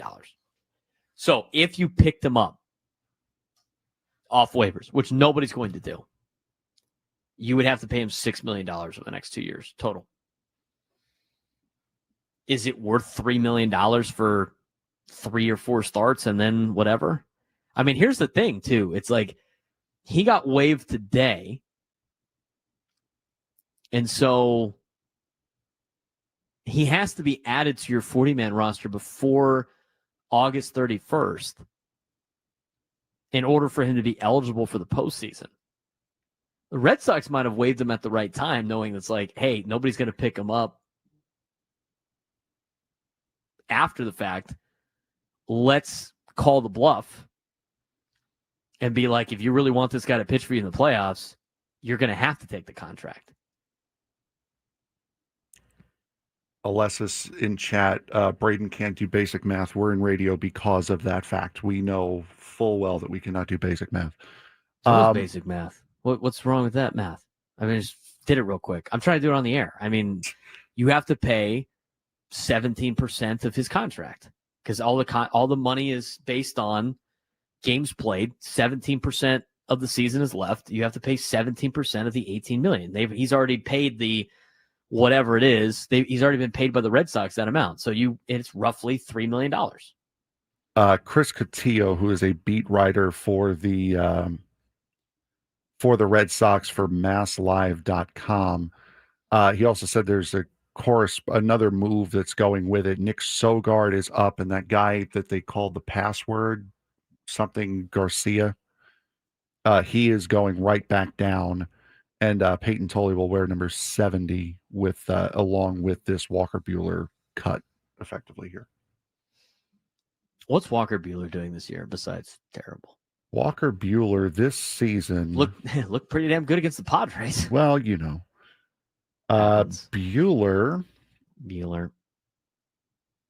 7-7, 22 starts, 6.73 strikeouts per 9, 4.41 walks per 9. What's his ERA? ERA is a 5.45 with a minus 0.07 WAR. Is he better than JP Sears? Well, it doesn't really matter since JP Sears is in the minor leagues. Is he better than Nestor Cortez? Is he better than Yu Darvish? I would wait because, again, Nestor's going tonight against another American League team, another team he's pitched against a lot with the Yankees, had great success with against with the Yankees. I would give it, if Nestor bombs tonight, I would start to give half a look to Walker Buehler. If Nestor is fine, I would leave Buehler alone. I wouldn't touch him with a 20-foot pole. All right, here's the deal. Here's the deal with the Buehler situation. This is actually well played by the Red Sox because they waited to a point where, so it's today's August 29th. Yes. He has to be on the other team's 40-man roster or whatever. He like, let's just say you're interested in having him on the Padres, which I'm not necessarily saying I am. If the Padres wanted to pick up Walker Buehler, they would have, he's got 3 days before he clears waivers, 3 business days. If I'm not mistaken, the weekends don't count as business days. No, they do not. And then Monday's a holiday as well. So, and Monday's a holiday. Yeah, they don't have to start claiming him until the 2nd. Well, no, he does not get cleared until the 2nd. Yes. Or whatever it is, right? So today would be the day 1. Mm-hmm. And then the 2nd would be day 2. Yeah, and then the third would be day 3. So if you didn't want to pay this contract, he is not eligible for the postseason. Mm-hmm. If I'm correct on that, which I think I am, because it's you either have to be on the injured list or the 40-man roster of the team in order to be eligible for the postseason. So what the Red Sox did by releasing him today, if you want Walker Buehler to be on your team for the postseason, you will have to take the remainder of his contract, which is roughly $3 million. Plus, you would have to pay the $3 million next year to not pick up his contract on the buyout of the mutual option. That's very interesting. That's a well-played move, I think, by the Boston Red Sox. Because I'm not like totally out on potentially adding Walker Buehler. I think it's an interesting move for the Padres. I think it's an interesting move for a lot of contending teams. Maybe a new scenery would be better for him. He kind of finished not great for the Los Angeles Dodgers. I know he had a lot of work in the postseason last year. That could be a major factor for him with Boston. But the Red Sox obviously weren't going to pick up his mutual option. They needed room on the team. And they needed somebody for Peyton Tolley to be added. So they released Walker Buehler, and now he has to go. He's got 3 days to go through waivers, but if a team wants him, they have to claim him before Monday. So I'm looking. And I don't know if you can claim guys on the weekends. I don't know what the rule. I don't know the inner workings of the waiver period, but all I know is you're on it for 3 business days. I'm looking at the postseason roster rules and eligibility on the MLB website right now. In a typical season, any player who is on the 40-man roster or 60-day IL as of 11:59 p.m. Eastern time, so that's almost 10 o'clock here, or 9 o'clock here, on August 31st is eligible for the postseason. Those on the restricted list at that point are also eligible if they have not been suspended for PEDs during that season. A player who doesn't meet said criteria for postseason eligibility can still be added to a team's roster in the postseason via petition to the commissioner's office if the player was in the organization on August 31st and is replacing someone who is on the injured list and has served the minimum amount of time required for activation. For example, a player on the 10-day IL who has been on it for at least 10 days, or players on the 60-day IL that has been on it for at least 60 days. Players who are acquired in September or after are ineligible. Yeah, so again, you'd have to claim him today. Yes, you would have to claim him today. Unless you can claim him over the weekend, which I don't know what the weekend were. I don't know if the MLB business office is open on the weekends. And but Monday you would being have a to holiday. claim him today. And Monday's a holiday. That is well played by the Red Sox.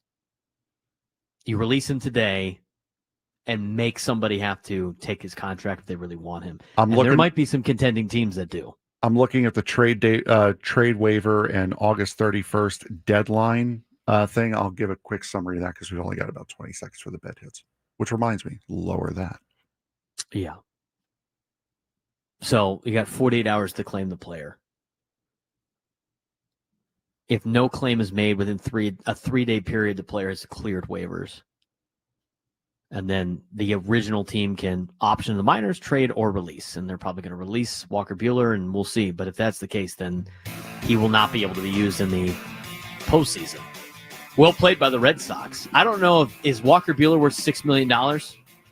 No. For what he would give you for this season? I don't think so. That's going to be an interesting decision for a lot of teams. We'll keep you updated on that. Noon lunchtime hour. I heard Jersey Mike's has arrived at my hotel. Maybe I'll go get that and come back.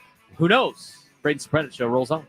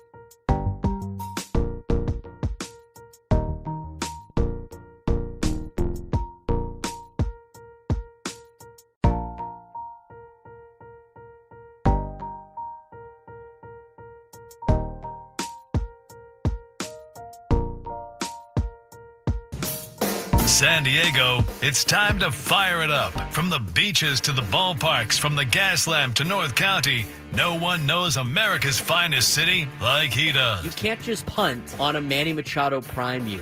He's a fourth-generation San Diegan, born and raised in the heart of this community. Passionate, opinionated, and always bringing you the real talk on your teams, your city, and everything in between. Braden totally knows his stuff. He's ready for the next step. That guy is good. Live and local, it's the Braden Surprenant Show. But I think Braden's one of the up-and-coming young stars in the media game in San Diego. Now, here's your host, Braden Surprenant.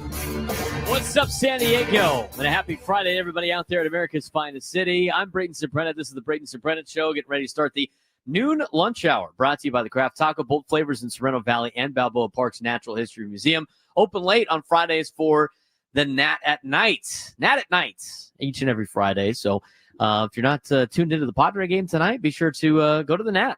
Get some Craft Taco. Having a good night at the Nat. Padres are out of town, taking on the Minnesota Twins, getting ready for a 3-game series for the Minnesota Twins in Minnesota, the Twin Cities, coming up this weekend. Padres' first game of the series will start today at 5:10 Pacific time. EcoWater SoCal Padres pregame show at 4:10. And to dive back into Padres baseball and give us a preview of the series against the Minnesota Twins is their broadcaster, Cory Provus, who joins me on the Braden Surprenant Show. Cory, what's going on? How's your Friday going? It's going good, man. Thanks for having me on. I appreciate you coming on and diving in. Give us a little preview of the Minnesota Twins. Obviously, with the new schedule, we get to see you guys every single year now. But for most of the time, don't pay too much attention, at least on the West Coast of the National League West, to the American League Central. Twins obviously are not in a place that they would like to be in terms of the overall standings. But when talking about this season for Minnesota going into the year, what were the expectations for the Twins after they left camp in spring training? I mean, certainly I don't think I'm being a homer because A.J. Hinch is even on record saying this, the manager of the Tigers, that the Twins had, at least on paper, the most talented roster entering the season. Sadly, Royce Lewis got hurt again. He popped his hamstring in mid-March, so his season began delayed, but everybody loved the bullpen entering the year. It was projected to be, if not the best, certainly a top 2, top 3 bullpen in the game, and it was performing in that way. A little bullish too on the top end of the rotation with Pablo Lopez and Joe Ryan and Bailey Ober. You liked what you had, and then Byron Buxton coming into a year in a way that we had not seen in years, and that he didn't have surgery this offseason. So there was a lot to like about this team and a healthy Carlos Correa and an emerging farm system with some young talent that you thought this was going to be a formidable team to start the year, but they got off to a dreadful start in April. They began the year around 7-13, but then as the calendar flipped into late April into May, they became the hottest team in baseball when they saved their season for a second straight year, winning 13 straight games. Had a great month of May, 18 wins in the month of May, but then injuries caught up to him in June, and the starting pitching, which was among the game's best, plummeted, and really the Twins season went south starting in June, and that's kind of why they did what they did at the trade deadline and pretty much overhauling their team and trading away 40% of the roster on deadline day.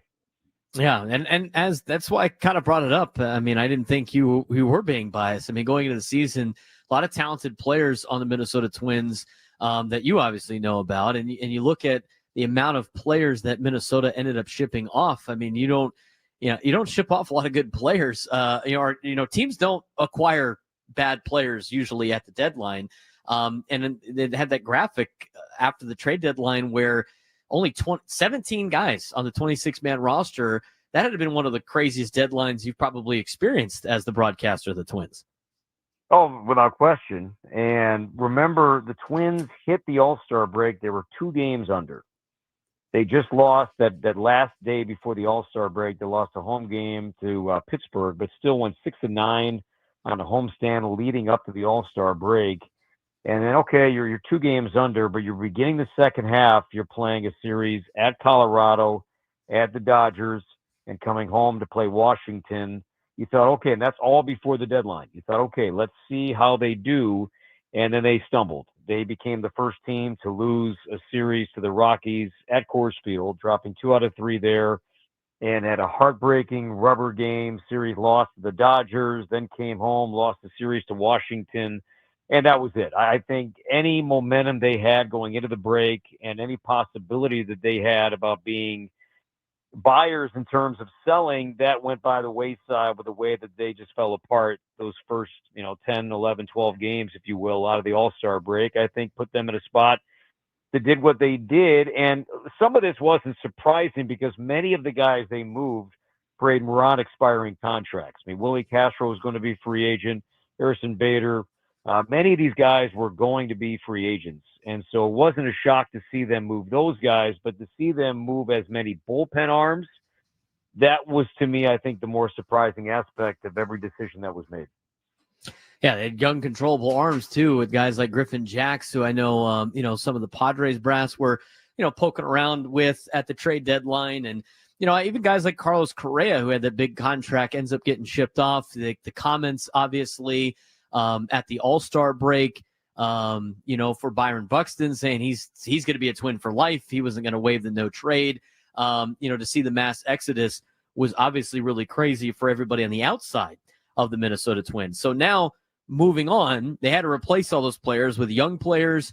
And so far, obviously not been great in the wins column, have kind of struggled since the deadline, but have had some bright spots on this roster. I mean, they're Major League Baseball players. Matt Wallner, 7 homers, 990 OPS.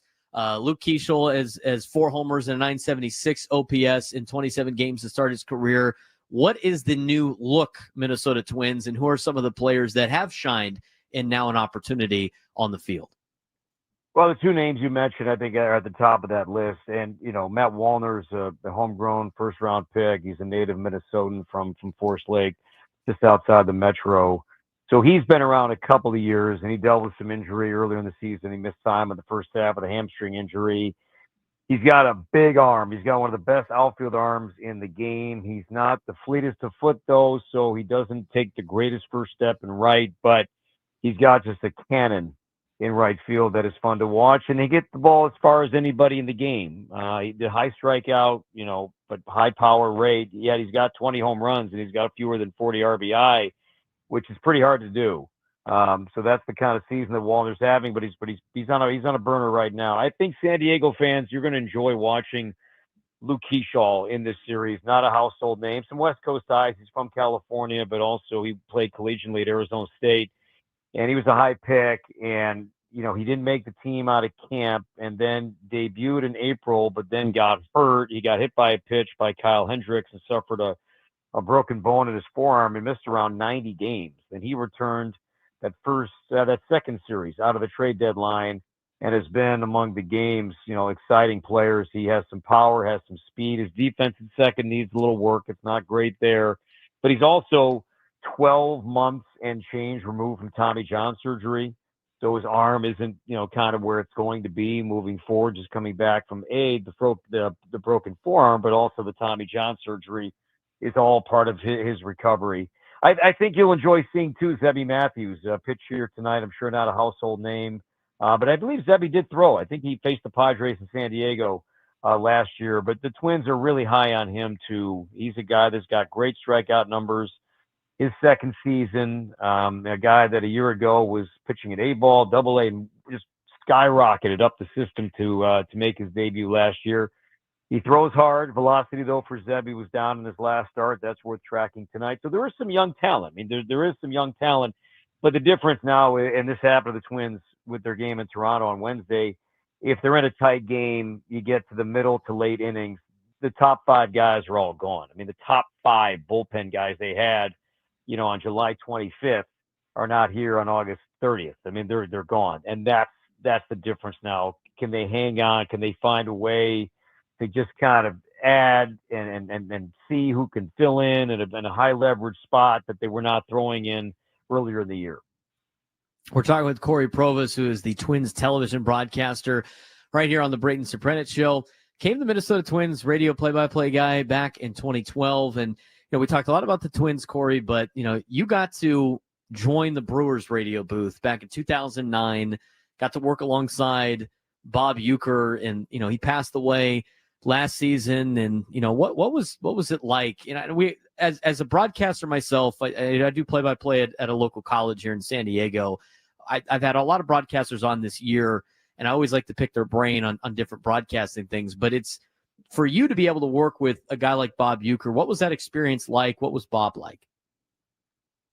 I mean, he always had to be on. It was not easy being him because he had to always light up a room, and he had to constantly be on. And when you walked in the room, you felt like, hey, I'm going to laugh. I'm going to chuckle here, and who knows what's going to happen, where the conversation is going to go, because I'm going to engage with Bob Uecker. But for me, I can say that it was the best remedy for a bad day. And you think, boy, you have a bad day broadcasting big league ball. No, you don't have a bad day, but there's some days, man, you just don't have it. It could be something going on with your own family. You've traveled, you're in the middle of 20 games in 20 days. You've been in 3 or 4 different time zones, and man, you could see that off day coming. You're not right there. You got one more series to go. And you have that, you feel it, but then when I would sit on the left and Bob was on my right, just 2 feet away, I knew that for the next 3 hours I was going to laugh, I was going to learn, and I think about him every day. I have a patch. All the players are wearing this Uecker patch, and I was kind enough to get one during spring training. They sent me one. I keep that in my bag. I keep a picture of him with me in the booth. He meant the world to me, and I would not have this job without him. And he endured 2 open heart surgeries in 2010. We were together 2009, 10, and 11, and 2 open heart surgeries in 2010. He came back strong in 2011. That Milwaukee team was really good, playoff team, 2 wins shy of winning the pennant. And then the Twins job came open that winter, and I was offered the job. And I asked him, I said, hey, if you don't want me to take this job because of all that you went through, I'll say no. And instead he said, Pro, if you don't take that job, I'll kill you. I'm not messing around. I'll kill you if you don't take that job. And so once he said that to me, my next phone call was to my wife. And then my second phone call was to the Twins saying, I'm going to take the job, but I needed his stamp of approval in order to do that. That's a pretty cool story, Cory. I'm glad you got to share that with us. And we have a lot of young aspiring broadcasters that listen to our show, because we have a lot of the play-by-play guys on, and we've had a couple of them sit in studio with us to kind of learn the business and everything like that. So what would you give, what's the best advice you would give to anybody that wants to be the next Cory Provus? Well, I would say a couple things. I think with radio, I think if you're doing a game on radio, and I love radio, I hope to go back to radio, one day when it's all said and done. I think it's impossible to be too descriptive. I think it's impossible. I think the easy thing to do is, a game like tonight. Let's see that Padres are pitching. Cortez is on the mound. The lefty has the sign, the kick, and the pitch. And Lewis rolls one over to short in the hole. It's Bogarts, makes the play, and throws him out. That's a boring way to describe a routine ground out. What did Bogarts do? So instead, Cortez, here's the kick and the pitch, and Lewis pulls a ground ball in the hole at short. Bogarts to his right. He'll backhand and a chest-high throw across to Arise is in time for out number 1. I mean, I just think right there, I think you got more of a description in terms of what just happened. What did I see? You got a blank canvas and paint the most vivid, colorful picture imaginable.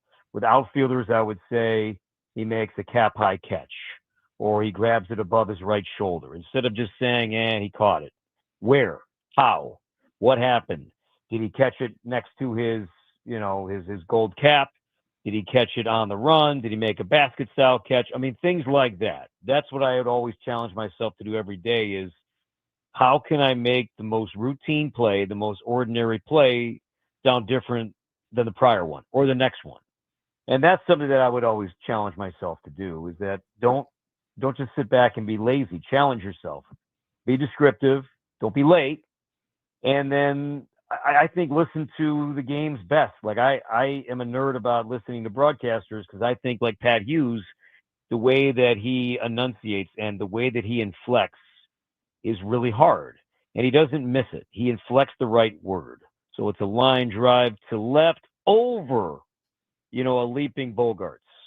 And I think instead of a line drive, I just think what is he inflecting? And I think that's the stuff that I pick up on when I listen to my colleagues is, okay, I like that.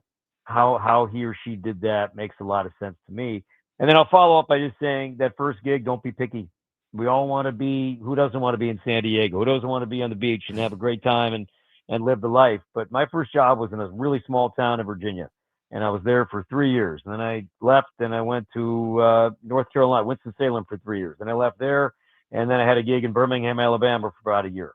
So I went where the work was, and I went where the work was, which was what I wanted to do. I never wanted to be a talk show host. I wanted to do games. So I turned down a potential job in Chicago to do sports updates on the All Sports station at 22 years old because I wanted to do games. And I took a play-by-play job calling Virginia Tech women's basketball in Blacksburg, Virginia. And I'm glad I did that because I would not be where I'm at if I didn't do that. So I'm kind of rambling here a little bit, but that's kind of where I lead and the advice that I pass along now to aspiring broadcasters. Well, Cory, I'm glad you did that. That was great. The enunciation and pronunciation of certain words and certain aspects of broadcasting is very fascinating and definitely something that I will add to my repertoire. So if we get anything out of this, at least you got one person that is definitely locked into this, but I know a lot of high school kids that listen to our show are going to be very appreciative of what you said. Thank you for joining us. That was a fun conversation. Thanks for sharing the story about Bob Uecker, and have a fun couple of games with the Padres this weekend. I'll leave you this too. And you think too, if you're calling baseball, if you're calling any sport, you think you're giving the time and score enough inning, you're not. I guarantee it. I guarantee you're not. So time and score, inning, do it, mix it up how you do it. But if you think you're doing it enough, I guarantee you, if you listen back to your stuff, you're not. But thank you. I enjoyed the conversation. Thank you very much. Cory Provus, Twins television broadcaster, joining us on the Braden Surprenant show.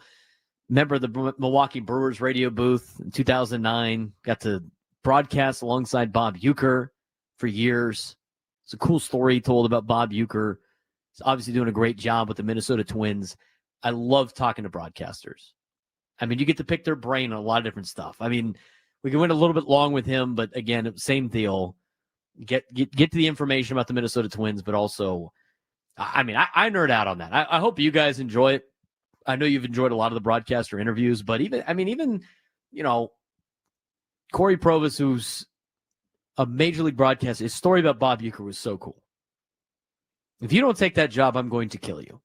From Bob Uecker. If Bob Uecker says that, you should probably take that job. It was a fun conversation. That was great. A big thank you to Frank Marchese, who does all of the work in trying to get the broadcasters on, dealing with the PR staffs. I get constant emails with them trading back and forth. It was great to get him on. He was great, Frank. Well, thank you very much. I enjoy hearing them as much as you do. So always nice to get great guys on. Yeah, that was a fun conversation. When we come back, we'll get you the high school football update for tonight. A lot of games going on throughout San Diego County. A lot of games going on outside the county, hence why I am in a hotel room. We'll talk about that when we come back and the important games to watch for this weekend in Major League Baseball as the noon lunchtime hour continues on the Braden Surprenant Show, San Diego's #1 sports station, 97.3 The Fan.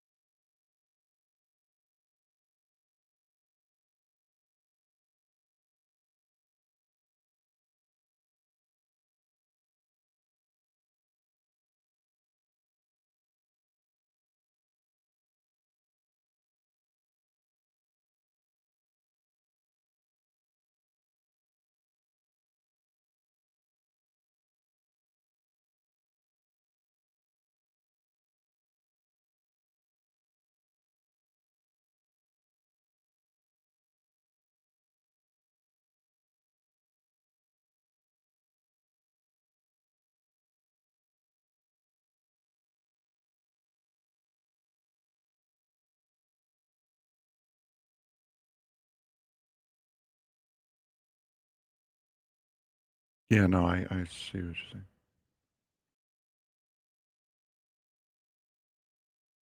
High school games that are going on today.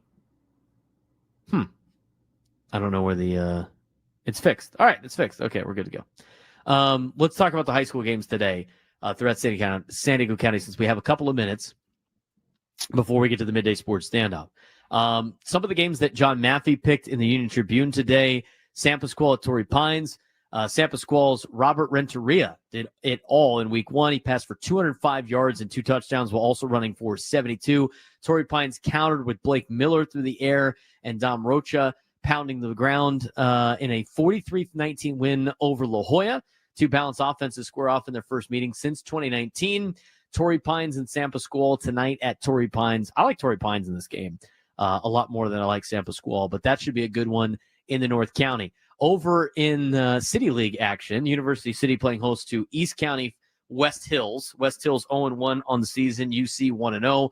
West Hills split time at quarterback last week, but couldn't stop Holtville's ground game. They gave up 349 yards rushing in a 44-19 loss. University City, meanwhile, exploded for 545 yards in a blowout over Rancho Christian, with Quinton DeMara and running back Deshaun Hilly leading the way. Can University City become a legit dark horse in D2? I think it's highly possible that University City not only makes D2, but can also get a little bit, make a little bit of noise in Division 2. I think they win tonight against West Hills and improve to 2-0. Mira Mesa is at Valhalla. Both teams are 1-0. Mira Mesa knocked off El Cap last week at home as they survived with just 143 yards of offense in an 11-0 slugfest over El Cap. Valhalla leaned on dual threat quarterback Jackson Newman and Ahmed Husseini, who scored 3 touchdowns in a 51-27 victory. The Norsemen play host to the Marauders. I like Mira Mesa on the road in this one, going out to East County. Oceanside is at Carlsbad. Oceanside trying to bounce back from last week, where Granite Hills really put it on them out in East County.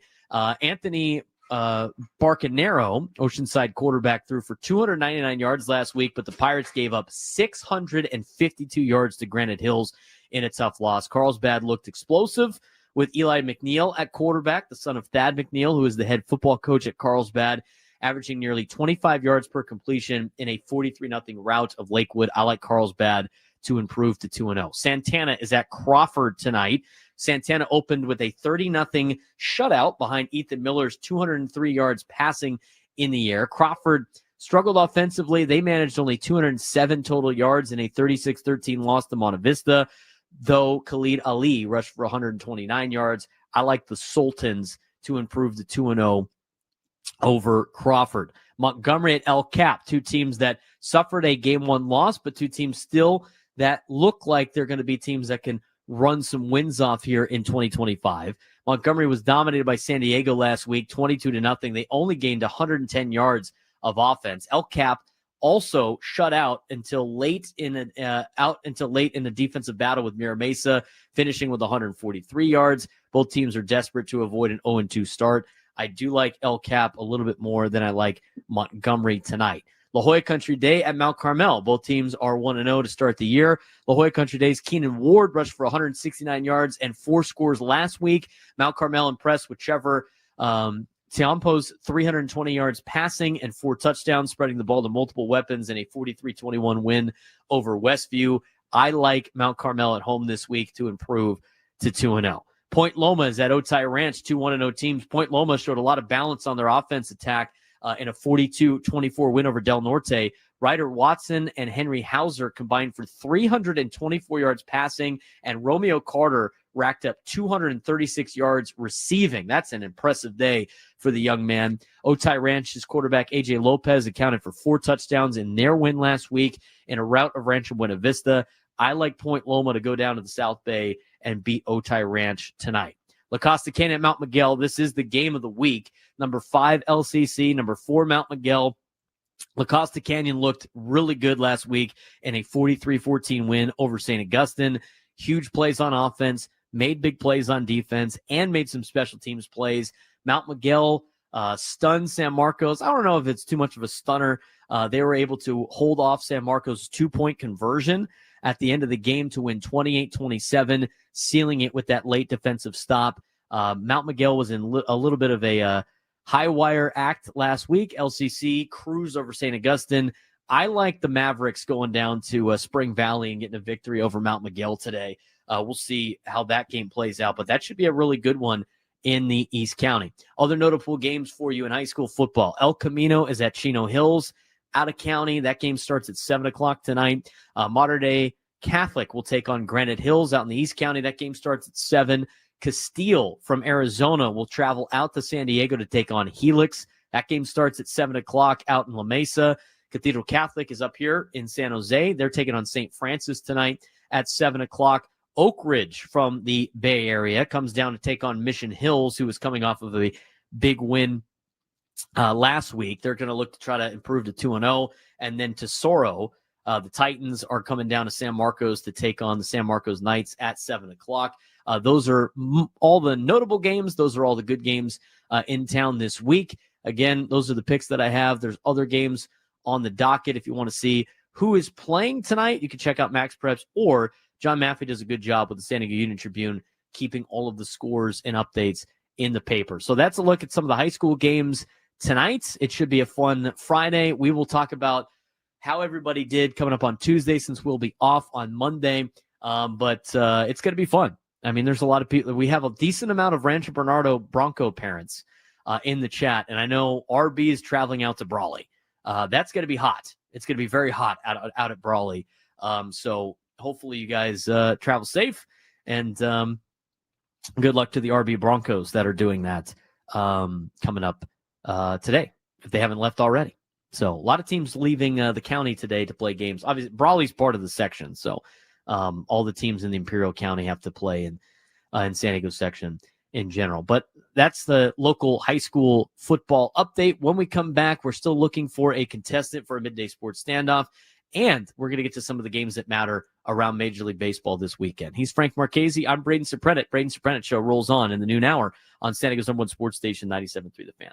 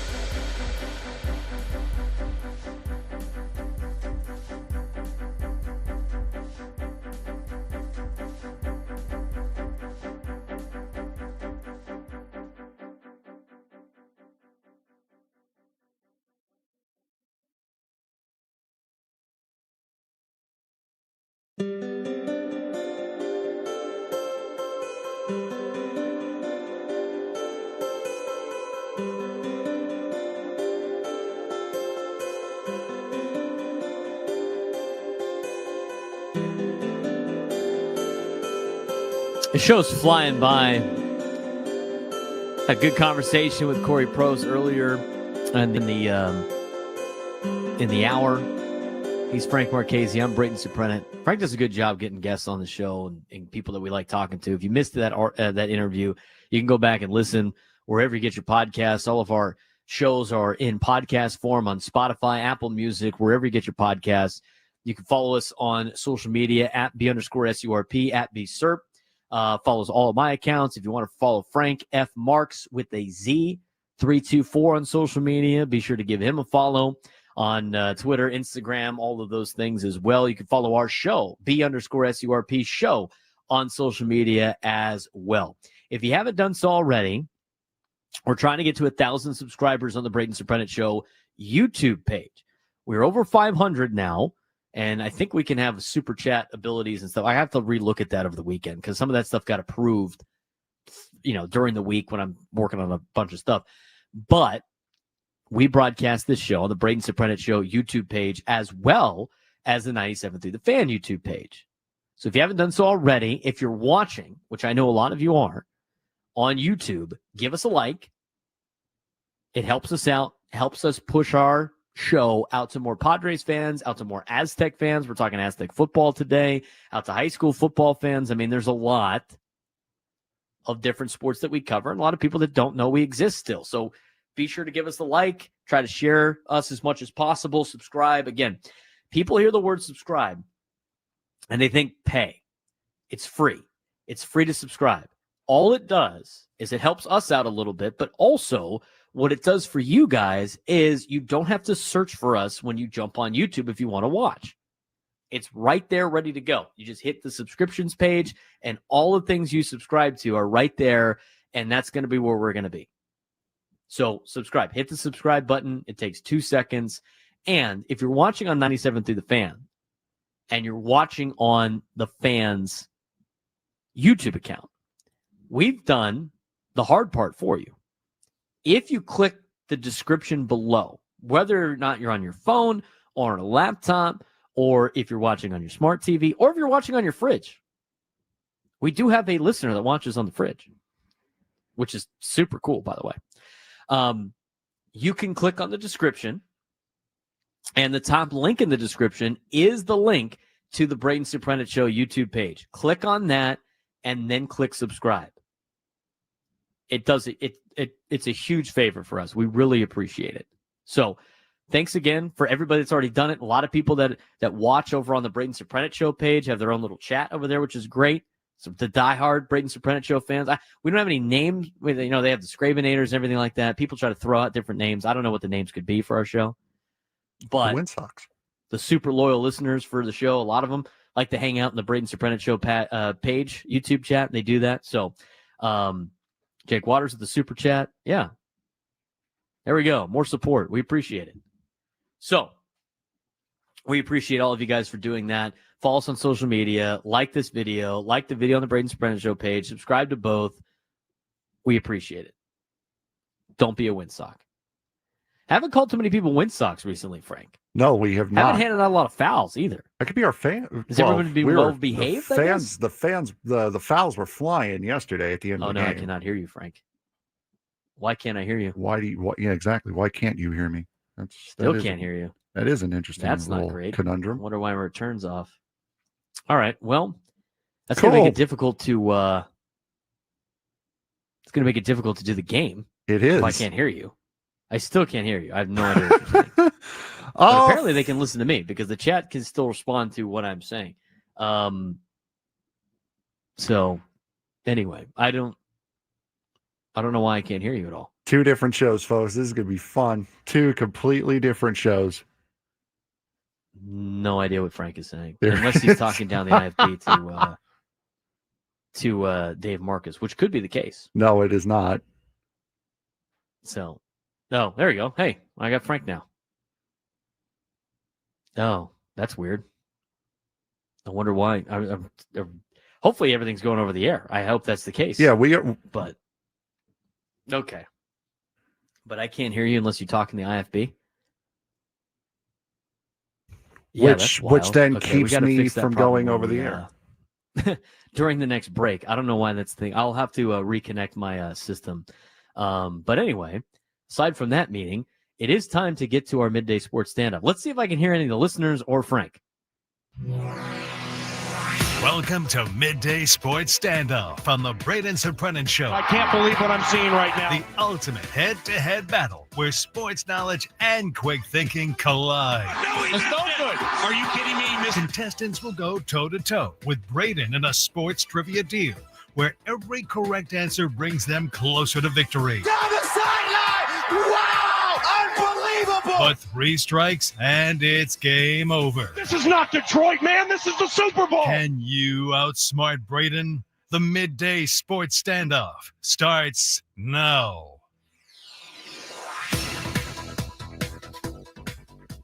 All right, we're going to try this. So, Braden, I'm guessing, Braden, you didn't hear any of that, I'm guessing, did you? I still can't hear you. I can't hear the programming either, which is sweet. So Yeah, I don't know that's if we can good. even do this right now. So I don't know how to fix that, if there's anything on offline or whatever. But I have no idea what you're saying unless you talk to the IFB. And I don't even know if that's going over the air because it's the IFB. No, me So- talking over the IFB does not go over the air. Yeah, nothing. Well, how Okay, did wait? sweet. How did So, you know what I just said? We're going to Hold have to punt on the game. And I'm going to have to talk about something else. And then we're going to have to fix this problem when we go to break for the 1 o'clock hour. Time to reboot everything on my end and see what's going on. But as of right now, everybody can still listen to me on YouTube. So I'm going to talk about the games that you need to pay attention to this weekend for Major League Baseball. Games that happened this week. Arizona was able to beat Milwaukee twice. They split the series, so a little bit of help there. Again, until you catch the Dodgers, that number 1 spot is it's not that important. Okay, so you want to pay attention to the Brewers a little bit, but you're so far behind Milwaukee right now that I don't necessarily think, okay, I don't necessarily think you're going to be able to catch them. So we're still going to put it on the games to watch for, but at the same time, I wouldn't pay too much attention to Milwaukee Brewers. And until you pull within like a couple of games of Milwaukee and you have a lead in the division, there's really no reason to do that. Now, some good news, even though you lost 2 out of 3 this week, the good news is Chicago got swept by San Francisco. Giants beat the Cubs 4-3 yesterday. San Francisco swept the series over Chicago. That's good news because you're only a game behind Chicago in the standings. And you want to be able to catch Chicago, so you're hosting the Cubs if you happen to go to the wild card instead of going to Chicago and going to a place of a team that has a winning record. Because as of right now, the San Diego Padres have not done well against teams with a winning record on the road this season. They haven't done well against teams with a winning record on the road. And that's exactly what that situation would be. Winning record on the road. Cubs got swept this week. It's good news. Philadelphia was able to beat Atlanta last night. That's not good news necessarily for the Padres, as you want to try to track down Philly for the 2 seed in the playoffs if you could beat up on the Dodgers. Mets and Marlins was this week. Marlins did beat the Mets last night. That is the start of a 4-game series this weekend.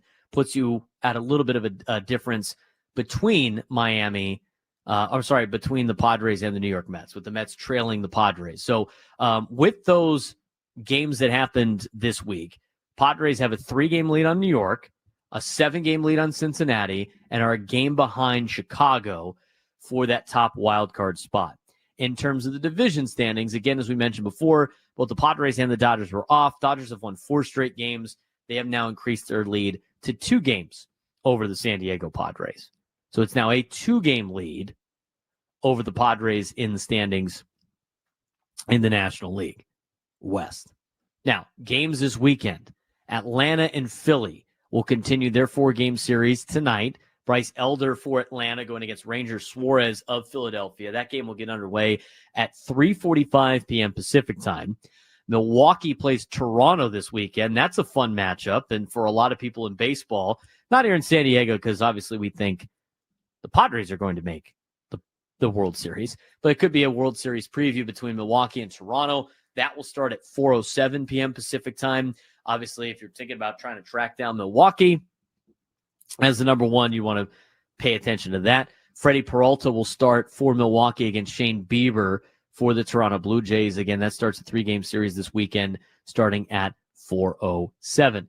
Miami and the New York Mets will get underway at 4:10 Pacific time. Eri Perez will go for Miami, 6-3 with a 3.44 ERA. Jonah Tong making his major league debut tonight for the New York Mets. So we'll see how that happens. We'll see how that works out for New York tonight at 4:10. At 5:40, the Cubs are taking on the Chicago Cubs are taking on the Colorado Rockies. Need some Rockies help a little bit if you're the San Diego Padres. Cade Horton's going for the Cubs. He's 8-4 with a 2.88 ERA. Colorado setting up Herman Marquez, who's 3-11 with a 5.67 ERA. Arizona and the Dodgers will start a 3-game series this weekend. Zach Gallen going for Arizona. Blake Snell going for the Dodgers. That's a 7:10 start. Obviously, a lot of eyeballs will be on that game. As for the Padres, they will take on Minnesota tonight for a start of 3. That game gets underway. Game 1 gets underway at 5:10 Pacific time. Ecowater SoCal Padres pregame show with Sam Levitt will start at 4:10. Now, in terms of some other scheduled programming for the rest of the day, Gwen and Chris will be on after me at 2 o'clock. And at 2:40, Mason Miller is joining the show. It was supposed to be Ryan O'Hearn. A couple of things got moved around. Instead, you'll hear Mason Miller on Gwen and Chris coming up at 4 o'clock today. At 2:40 today. So that's going to be fun, getting to hear from Mason Miller for the first time as a member of the San Diego Padres in a first of interviews, at least on the radio waves here on 97.3 The Fan. So that's good news for us here. But Padres and Twins will go this weekend for a 3-game series. We got the preview from Probes from Cory Provus, who is the play-by-play man for the Minnesota Twins. He said Zebby Matthews is fun to watch on the hill. He's 3-4 with a 5.30 ERA, going against Nestor Cortez. It'd be nice to see another good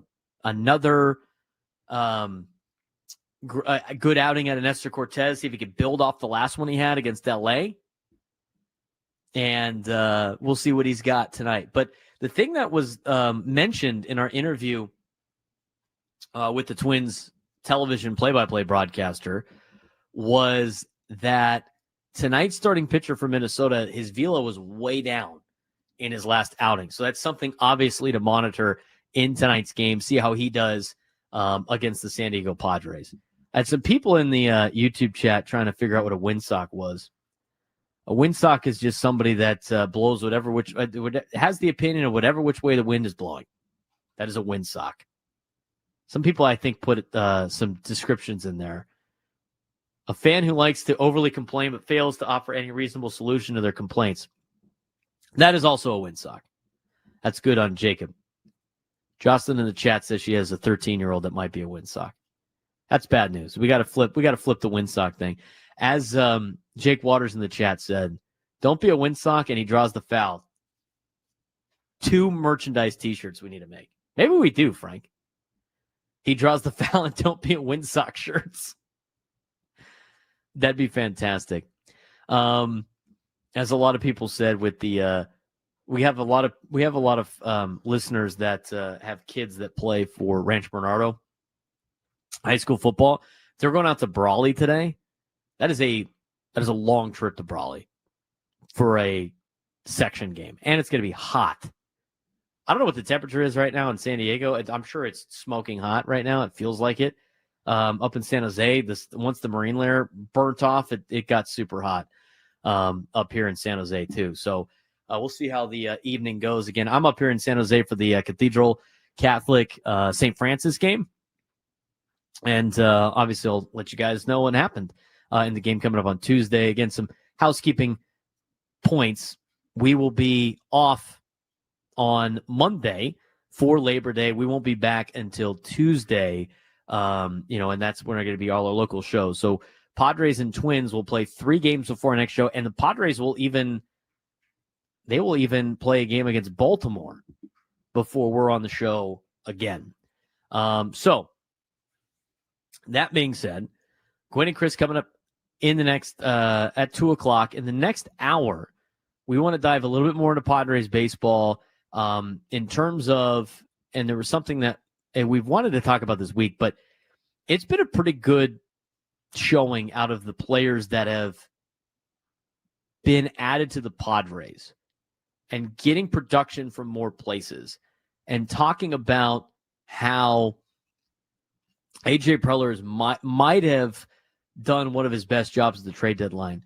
We'll talk about that as we start the 1:00 hour. We will also talk more about some college football this weekend. A lot of great games in college football. And then Drake Hills will also join us at 1:35. I'm Braden Surprenant. This has been the Braden Surprenant Show, hour number 4 when we come back.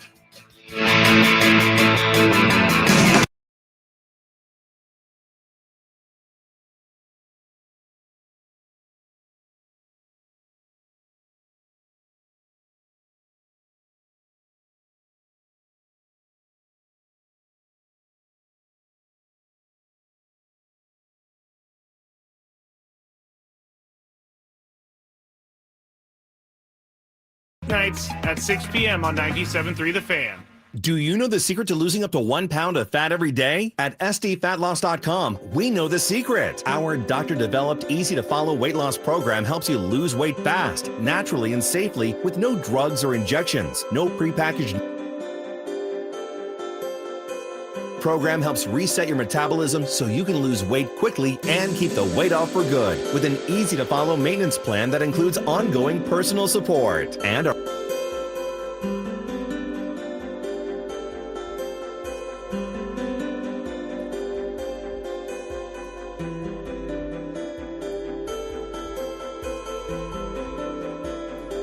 summers ago, and I've kept the weight off. You're going to get $200 off.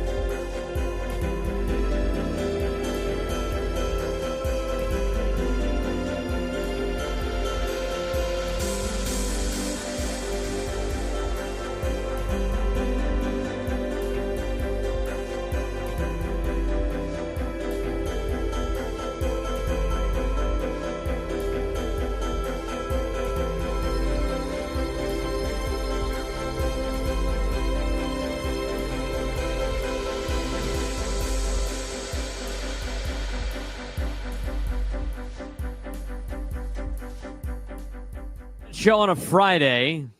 And this hour on 97.3 The Fan is brought to you by Nativa Interiors. This Labor Day weekend, 2 iconic design companies are joining forces for a warehouse sale.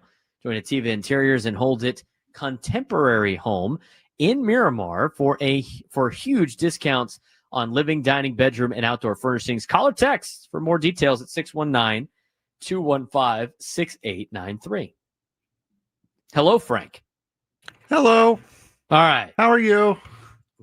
We figured out the problem. I missed you, buddy. Yeah, aren't you glad that I know how to do some of that stuff over there so I can remember all of the ways to fix problems? Remember all the ways you broke them before and remembered how to fix them? Yes, I'm very glad for that. Yes. Sometimes our board likes to flip things over to a different board where Gwen and Chris are getting ready for a show. 2 separate shows that we had in that last segment was actually very interesting. It didn't sound too bad either. I have no idea what you said on any of that stuff. I was watching you talk and I had no idea what you were talking about. Did you play the midday sports standoff sounder? I did, yes. Bumper? Yeah, I was like, I have no idea when this is going to end. So I just sat there and I was like, I think he'll start talking after this is over, but I don't really know. And so, yeah. And I knew people could hear me because on YouTube, they were still responding to everything I was saying. Yeah, you were still good.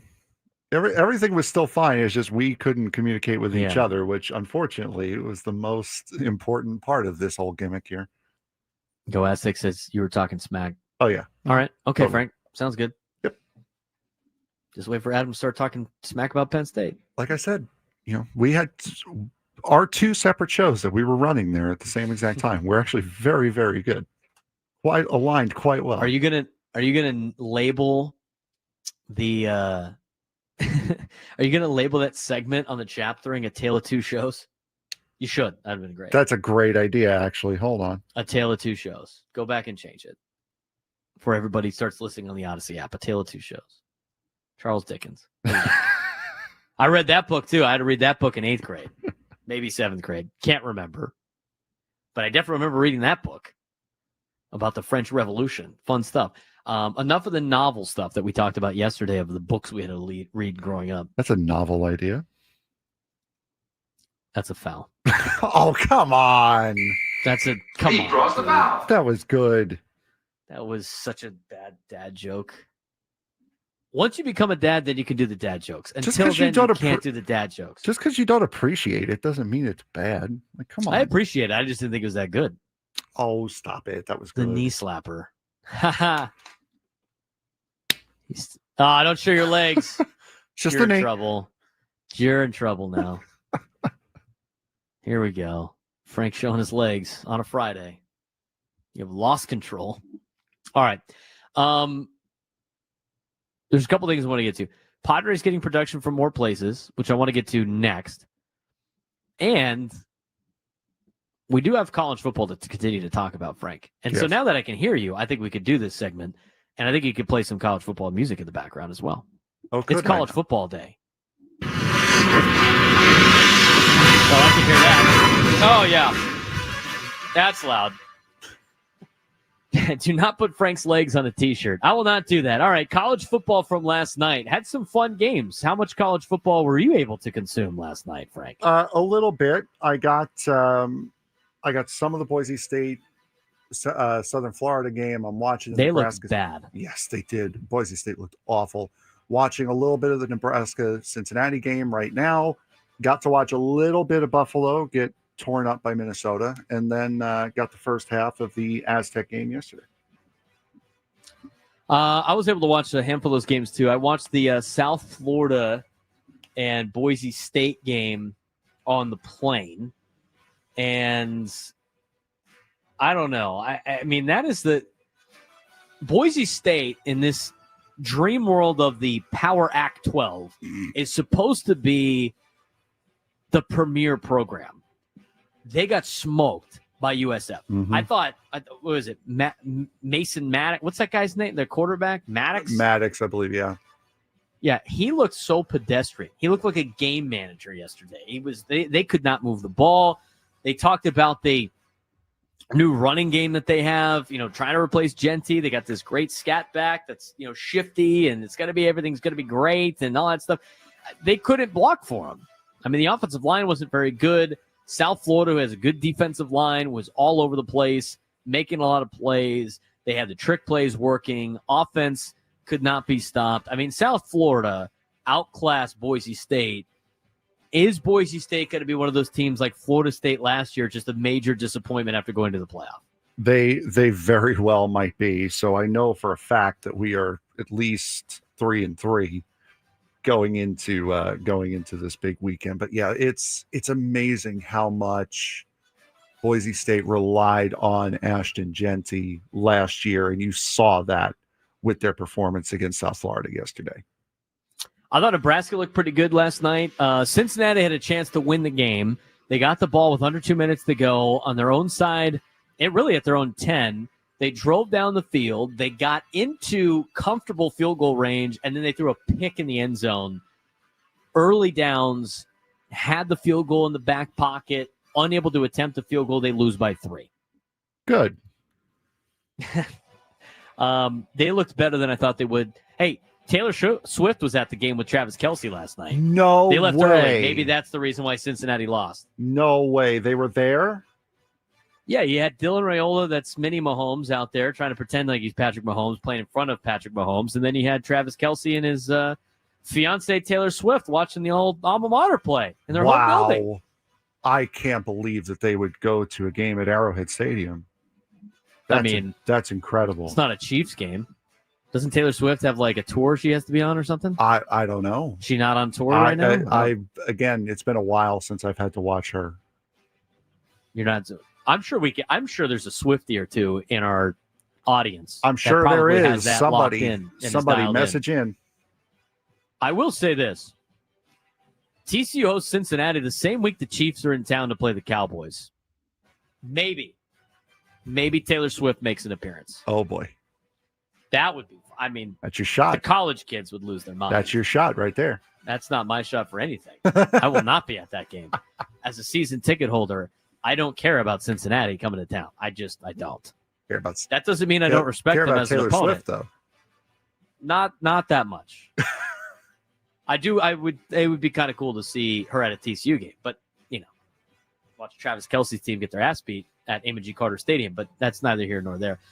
Everybody else last night was pretty much chalk of what you expected it to be. I saw this. This is some sicko stuff, dude. Uh-oh. UCF last night had a 17-play drive where they went 50 yards and took 9 minutes and 50 seconds off the clock, and it ended in a punt. That is the most college football drive I have ever heard. Ever. 50 yards, 9 minutes and 50 seconds off the clock, 17 plays. It ended in a punt against Jacksonville State. I was saying it yesterday, and I was getting a little grumpy in the heat, I will admit. But I could tell. Your texts were very grumpy. Yes. Yeah, I was getting very grumpy in the heat, but I was texting my friends. I'm like, I really missed college football. I miss taking 45 minutes to play 15 minutes with nothing of note happening. I am so happy I'm here right now. Oh, man. College football is back, baby. That is college football being back at its finest. UCF wins 17-10 over Jacksonville State last night. Ohio gave Rutgers a run for their money, so I can't say it was all, relative chalk. Wyoming shuts out Akron yesterday. Sick. Oklahoma State over UT Martin. UAB beat Alabama State. The big games last night, Nebraska over Cincinnati. Wisconsin was able to beat up on Miami. Tonight, there are a handful of games that start at 3 o'clock. Tarleton State, Army, Western Michigan, Michigan State. Wagner, Kansas, which I'll be paying attention to. Shout out Jack Stevens getting the start at quarterback for Wagner. Cathedral Catholic kid, Devin and Jalen Dye playing for the Kansas Jayhawks. So I'll be watching that a little bit. Auburn Baylor tonight's going to be a good game, I think. Yeah, definitely. I'm curious to see his 3-headed quarterback monster for Auburn.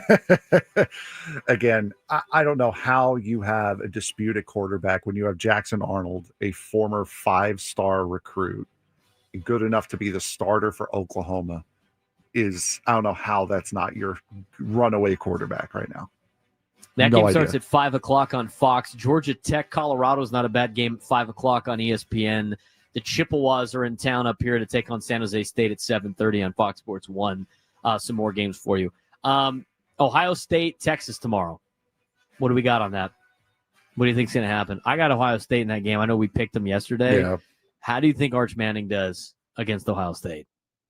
I think he's going to be solid. I think it's going to be a decent game out of him, probably 2 touchdowns, maybe a pick. I'm not going to expect anything major because, again, it's another top program that he's going against, but I think it's going to be your average game, maybe 250 yards, 2 touchdowns, 1 pick. Texas with Arch Manning, but Julian Sayin, the Carlsbad Lancer, getting the start for Ohio State. He's got the best player in college football on his team in Jeremiah Smith. Also have some returning stars on defense with Caleb Downs. Couple of brand new coordinators for Ohio State and a brand new quarterback. We'll see how Julian Sayin does. Hopefully he does well representing San Diego. Shout out to the Carlsbad Lancer. Jeremiah Smith might be the best player in college football. We talked about that. But Texas already bottled them up last year once. Can they do it again, or can he bounce back? Will Texas corners Malik Muhammad and Jalen Gilbo clamp down on Jeremiah Smith? Should be an interesting game. The Tiger matchup tomorrow is going to be fun. 2 top 10 teams with the most question marks, Cade Klubnik and Garrett Nussmeier. Is nearly a statistical dead heat at quarterback. Both programs need to prove they can live up to the hype after recent disappointments. I think that game's going to be fun, Frank. Yeah, absolutely. And again, it's going to be the battle for how to spell go, G-O or G-E-A-U. But going back to Texas and Ohio State for a second, I think I saw a stat yesterday that quarterbacks making their first ever start against the number 1 team are 0-16. So that does not go well for Julian Sayin. We'll see how he does. Notre Dame at Miami's on Sunday. Floor versus ceiling showdown. Notre Dame steady, deep, defensive-minded. Miami flashy, risky, high variance. Which approach wins in this particular matchup? I like Notre Dame in that one. We talked about that yesterday. It should be a fun one. Alabama at Florida State. Lee Corso's final game day and the Seminoles' chance to shock the world. Bama looks loaded, but Florida State is desperate for redemption after a 2-10 season. I think that game's going to be closer than people think. I think Florida State covers. I don't think Florida State is going to be as desperate as they were last year, but I don't see them winning this game. What was the spread? The line again? is now 14.5. It's now it was 13.5 yesterday. It's now 14.5 in favor of Alabama. I think, if I remember right, I think I took Florida State yesterday. I don't Plus remember. the points. Yeah, with the points. They're not winning this game, but they'll cover. I don't think so either, but I do think they cover. Should be a fun one. Skyler won't want to hear that. No, she won't. Neither will Rod, by the way. Rod, big Bama guy, apparently. Yep. Penn State, Georgia, Oregon should all cruise in their first round game or first week games. Everyone's watching how their quarterbacks and receivers look before some tougher tests. How we feeling on Penn State tomorrow? They covering the 45 points against Nevada, whatever it is. Nope. I told you I don't pick against monsters. I don't pick monster spreads like that. I'm taking Nevada on that one. And by the way, I did pick Alabama yesterday because you laughed when I said go Heffalumps. Oh yeah, that's right. You did pick Alabama. You want to change your opinion now? I can't might change your pick now. Yeah, I know. I mean, might, you can for but the fun, but you can't do it for your picks that you lost. No, I'll stick with it. Go Heffalumps. Penn State's favored by 43.5 tomorrow against Nevada. Nope, they're not covering that. I'm sorry. I think they are. I think they cover it. We didn't get to talk about Jerry Jones yet. No, we do that when we come back. We got some Padres talk as well. Drake Hills will join us at 1:35. Braden Surprenant show continues. Hey, gang.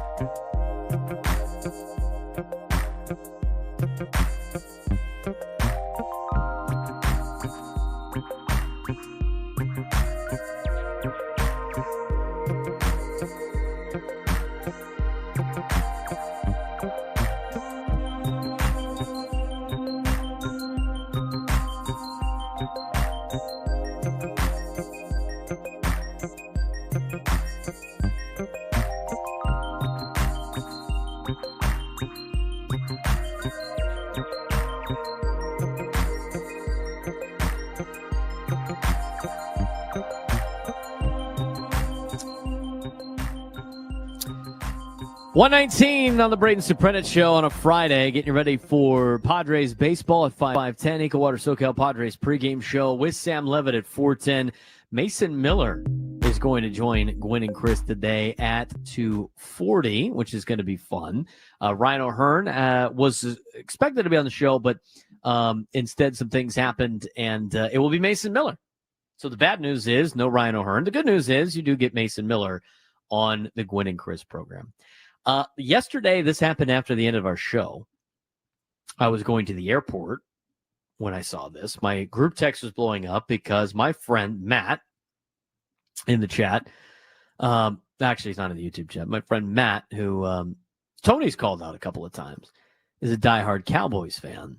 And that's when I found the news, and I was like, this sucks. What are the Cowboys doing? They traded Micah Parsons yesterday to the Green Bay Packers for Kenny Clark back. Yeah, and by the way, and 2 first-round picks. Say his name right. As Jerry Jones said, it's Michael Parsons, not Micah. God. It's Micah. But Jerry Jones was on a roll yesterday. Apparently, not only did he mispronounce Micah Parsons' name multiple times and called him Michael.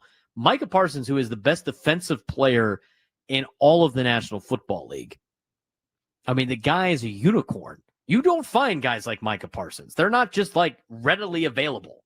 Guys that could be an edge rusher and play a 5 technique, but also can play in the middle as a middle linebacker, can play out in space. This guy is a unicorn. And I said this before, the Cowboys will never be good with Jerry Jones still calling himself a general manager. He's not a general manager. In fact, he's barely an owner. Guy's getting too old to do any of these things. But the fact that they they couldn't work out a deal, they pissed them off, and then they go and trade him to Green Bay is lunacy. I don't know what they're doing. I don't know what they're doing. Do you have any sound from Jera? Acting like Jera? I know we talked about it off air. I don't know if you have anything, but Jera's like, he was unbelievable yesterday. I mean, he had the audacity, as Go Aztecs in the chat said, to compare the Herschel Walker trade to this. Remember the thing about Jera.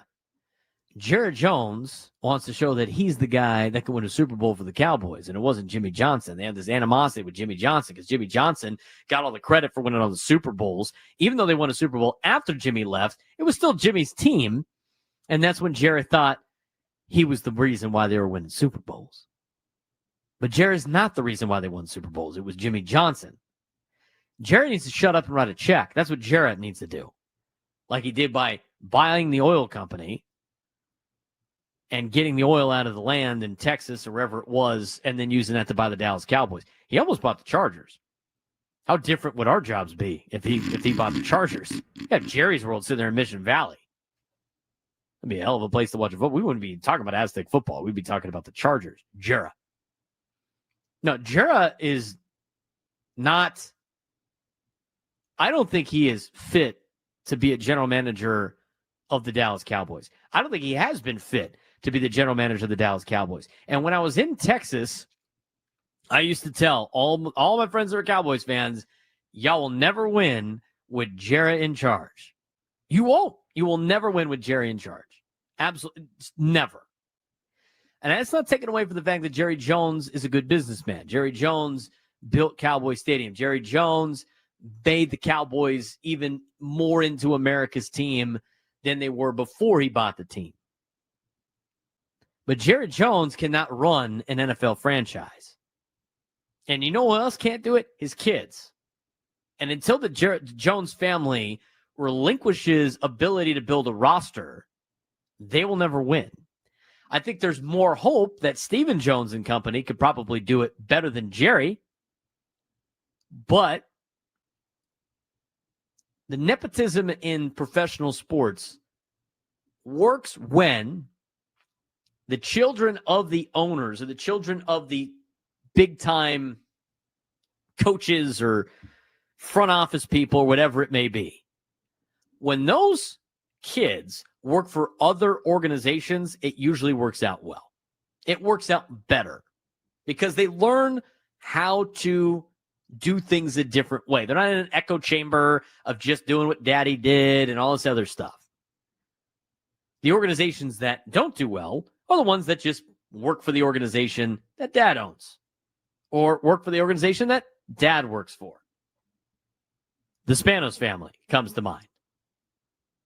The Chargers would have been a lot better if they had one of the Spanos brothers work for another organization and learn how to actually do things. But, there they are. Still doing the same dumb things over and over again. And the Cowboys are a lot like that. I told my friend who was a Cowboys fan a couple of years ago about, because we're going to have to make decisions on Dak, on CD, and on Micah. They weren't going to be able to keep them all. And at the time, I thought Dak Prescott was a good quarterback. I still think he's a really good quarterback. He might be more of a franchise quarterback now than I originally thought, where he's good enough where you can't let him leave. And so you had to sign the quarterback. You don't have to sign every quarterback. Like, there are some quarterbacks that I don't think you had to sign. Like, I'm not a huge Brock Purdy fan. I don't think the Niners needed to sign Brock Purdy. I think the way that they were winning games and getting to the Super Bowl was they built from the trenches out, and they spent all the money in the trenches out, and they were winning with a guy that was making $1 million. Now that Brock Purdy has to be the guy because he's getting a lot of the money, we'll see if they can be able to win. And if they can win with him getting a lot of money, that means he deserves the money and he is that level of a quarterback. But if he needs help around him, which I think he does, because when Christian McCaffrey's out, the Niners suck, he's not worth the money that you would have to give. That's why I don't like a guy like Brock Purdy. You don't have to pay. A guy like Dak Prescott, you kind of have to pay. Guys like Kyler Murray, you don't have to sign Kyler Murray. He's hurt all the time. He's a mobile quarterback. That's a guy you don't necessarily need to sign. Like Joe Flacco. I think the best example is Joe Flacco. Joe Flacco with the Ravens won a Super Bowl. They beat the Niners in the Super Bowl, and Joe Flacco got rewarded handsomely. But Joe Flacco wasn't the reason why they were legit. It was their defense. I mean, he wasn't making a lot of money. And so when Joe Flacco got the contract, this is how it works in a salary cap league. This is why it's great. It's competitive. It makes things fun. For everybody that doesn't like a salary cap, this is what makes the NFL great. On top of other things, when the Ravens decided to sign Joe Flacco to a long-term contract, that was the nail in their coffin that they were not going to be good anymore. They were no longer going to be a franchise. They were not going to be a Super Bowl contender. I'm telling you right now, Brock Purdy's going to be that guy too with the Niners. I mean, just watch. And if he doesn't, then you know what? Maybe it is worth the money. You're going to find out if it's worth the money this year because now he's getting paid. Because when Christian McCaffrey's not playing, the Niners aren't very good. And they lost a lot of their weapons. They lost Deebo Samuel. They lost Brandon Ayuk. I mean, all these guys that were making that team very good. A lot of them got older now. Like, Deebo's not going to help the team out anymore. But you lose those players that enhance that quarterback's ability to be very good. So you go back to the Cowboys. Dak Prescott's good enough where you need to pay him. You can't let him walk. He is a franchise quarterback. He can win with not as much talent around him. When he goes down, the Cowboys suffer mightily. I mean, he is I would consider a franchise quarterback. I think he's fringe, but I think he's a franchise quarterback, somebody that you don't want to give up. So when you look at it, you had to sign Micah, you had to sign Dak Prescott, and you had to sign CeeDee Lamb. Those are the three guys. I said because Micah Parsons is a unicorn, and he wins in the trenches, and he was young, Micah to me should have been number one priority. Get that guy signed for a long-term deal. That's number one. Once you get Micah signed, then you get Dak signed. And you sign him to a long-term deal. Now, Dak's contract was up before Micah's contract was, obviously. So, and being a quarterback, I can understand why Dak Prescott would be a little bit more valuable than Micah Parsons. So I would go with Dak first, and then you sign Micah. You know I would not sign to a long-term deal? CeeDee Lamb. CeeDee Lamb's good, but with receivers, they're really a dime a dozen. Unless you're signing Calvin Johnson or Jerry Rice or one of those receivers that's going to be good no matter where he goes because he is a Hall of Famer, you can win games with a bunch of different receivers. CeeDee Lamb is not at the level where you need to keep him over a guy like Micah Parsons. And what did the Cowboys do? They signed CeeDee first, and then they signed Dak, and then they didn't even get to sign Micah Parsons because they were going to play the game of franchise tagging and everything like that. And so you know what they had to do? They had to trade Micah Parsons, which is going to be a catastrophic failure for the Cowboys. Now, if they get those two first round picks are still pretty good. So maybe they can flip it into that. But I don't know what the Cowboys were doing. I don't know what the Cowboys are doing. Now, the money that Micah Parsons got is a lot from Green Bay. But to me, he is more valuable than CeeDee Lamb. And I think you can argue he might be more valuable than Dak Prescott. And I'm going to tell you right now, if you're going to jump in the chat and start talking about Super Bowls are the reason why quarterbacks are good, just shut up right now. That is the most terrible take ever. Enough of the Super Bowl conversation. Quarterback play is about being able to win with nothing around you. That's like an elite quarterback. There's a lot of guys that could do that. The Tom Brady's of the world, the Drew Brees. I mean, Tom Brady, even though like in the year that they lost to the Giants, he had talent. Tom Brady had a lot of years where he had like random guys playing receiver. I can't tell you how many times Phillip Rivers was out there with like Seyi Ajere-Tutu. Are you kidding me? He's still putting up big numbers. But if you look at, and people always get upset about the Brock Purdy thing. We're about to find out if Brock Purdy's good or not. Because he doesn't have the same level of weapons. He didn't have the same defense he used to have. I mean, they had to spend the money on Brock Purdy, which means everything else suffers. Quarterbacks, to me, that get the big dollars are the ones that can win despite having lesser talent. And I only think there's a handful of those guys in the league. And with every coming year, I think it's getting less and less and less. The era of great quarterbacks is over in the National Football League. It just passed by. And I'm talking about like Drew Brees and Phillip Rivers and Peyton Manning and Tom Brady and Aaron Rodgers and Ben Roethlisberger. I mean, for a period of time, all of those guys, and there's even more, you had great quarterbacks. Right now, you probably got like maybe 4 to 5, and then maybe like some fringe guys like in the top 10. There's not a lot of those guys out there that you can go, we can put all our money in this player. He's taking us to the Super Bowl, regardless of what we have around him. And I always have that conversation. People always freak out. The quarterback, it is so hard to play quarterback in the National Football League. It is almost an impossible task. That's why there's not a lot of people that can do it. That's why there's not a lot of people that are elite. That's why there's not a lot of those guys you can sign to long-term deals. You're better off building up a roster, drafting a rookie. And look at the teams that have done it. They've done extremely well. Seattle won a Super Bowl because Russell Wilson was on a rookie deal and Legion of Boom was getting all the money. You can win like that. But as soon as those guys get their contract, all of a sudden, Super Bowls become a little bit harder to find. When we come back, Drake Hills will give us an update on San Diego FC. We'll finish up the show with Padres and Twins as we roll on a Friday. Final segment of the Braden Surprenant Show, San Diego's #1 sports station, 97.3 The Fan.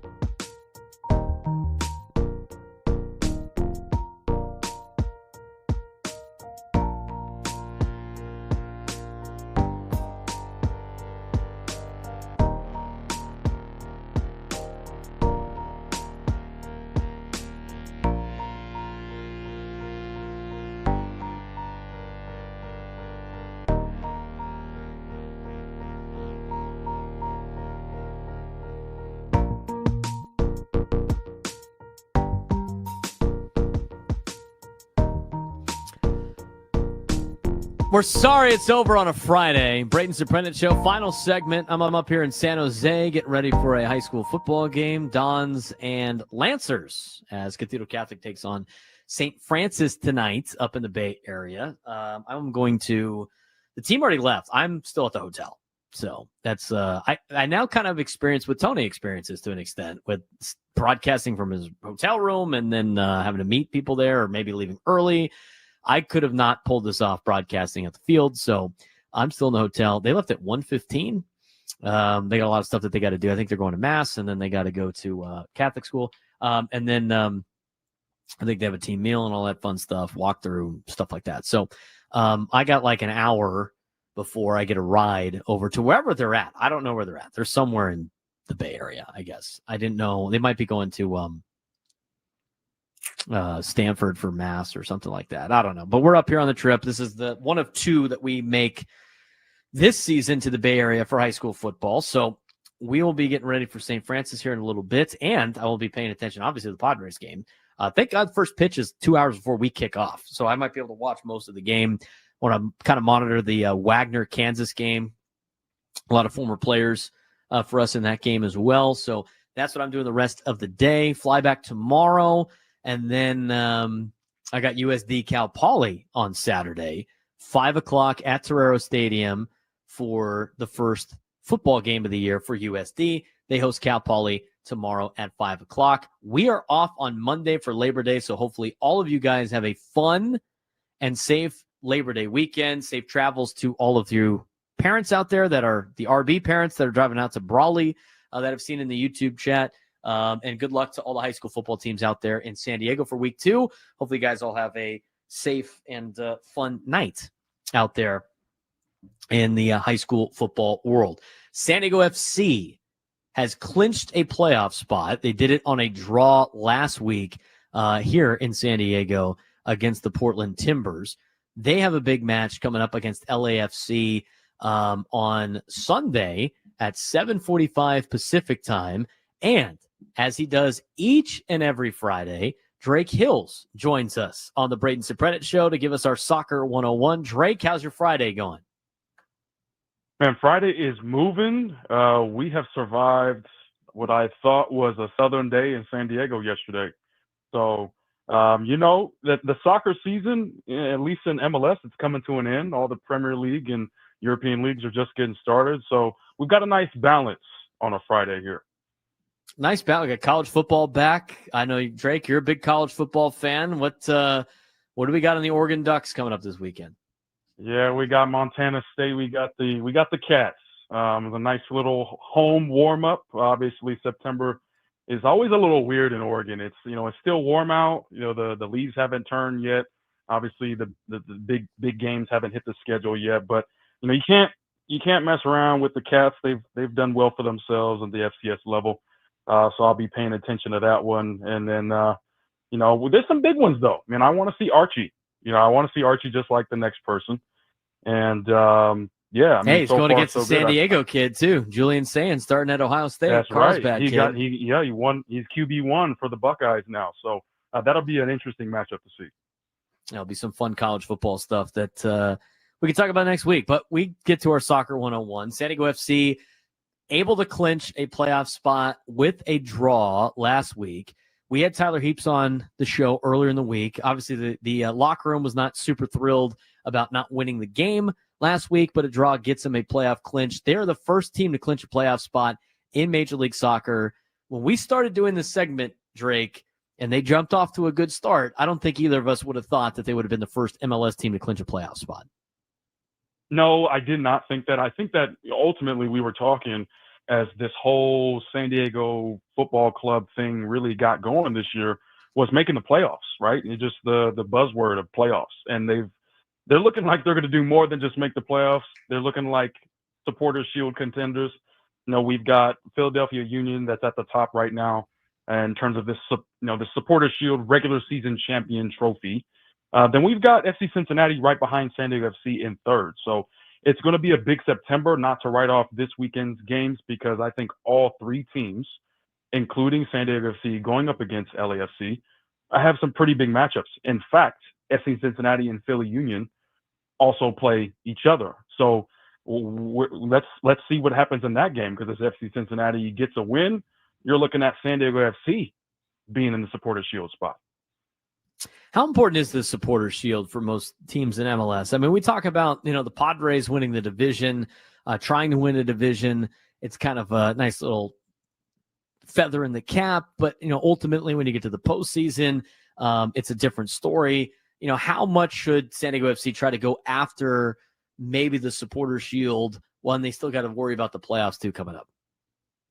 I think feather in the cap is a good way to put it. It's bragging rights for the immediate present and future, right? Being able to lift a trophy. You do get a trophy when you win the Supporters Shield at the end of the regular season. So that's nice. But, to your point, Braden, you still got to go in the playoffs and do something, right? And so I think that from that perspective, there is the pro and con there. But if you were to think a little bit further ahead, you're thinking about this Supporters Shield as an opportunity to get into the CONCACAF Champions Cup.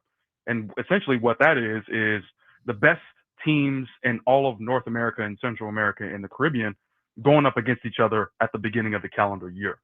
So that's really what, in my opinion, and I'm sure Tyler Heaps probably feels something similar, is being able to compete at the highest level internationally. So it's a little bit of a bragging rights at the beginning, a little bit more of extra cash in your pocket, and international competition in the near future.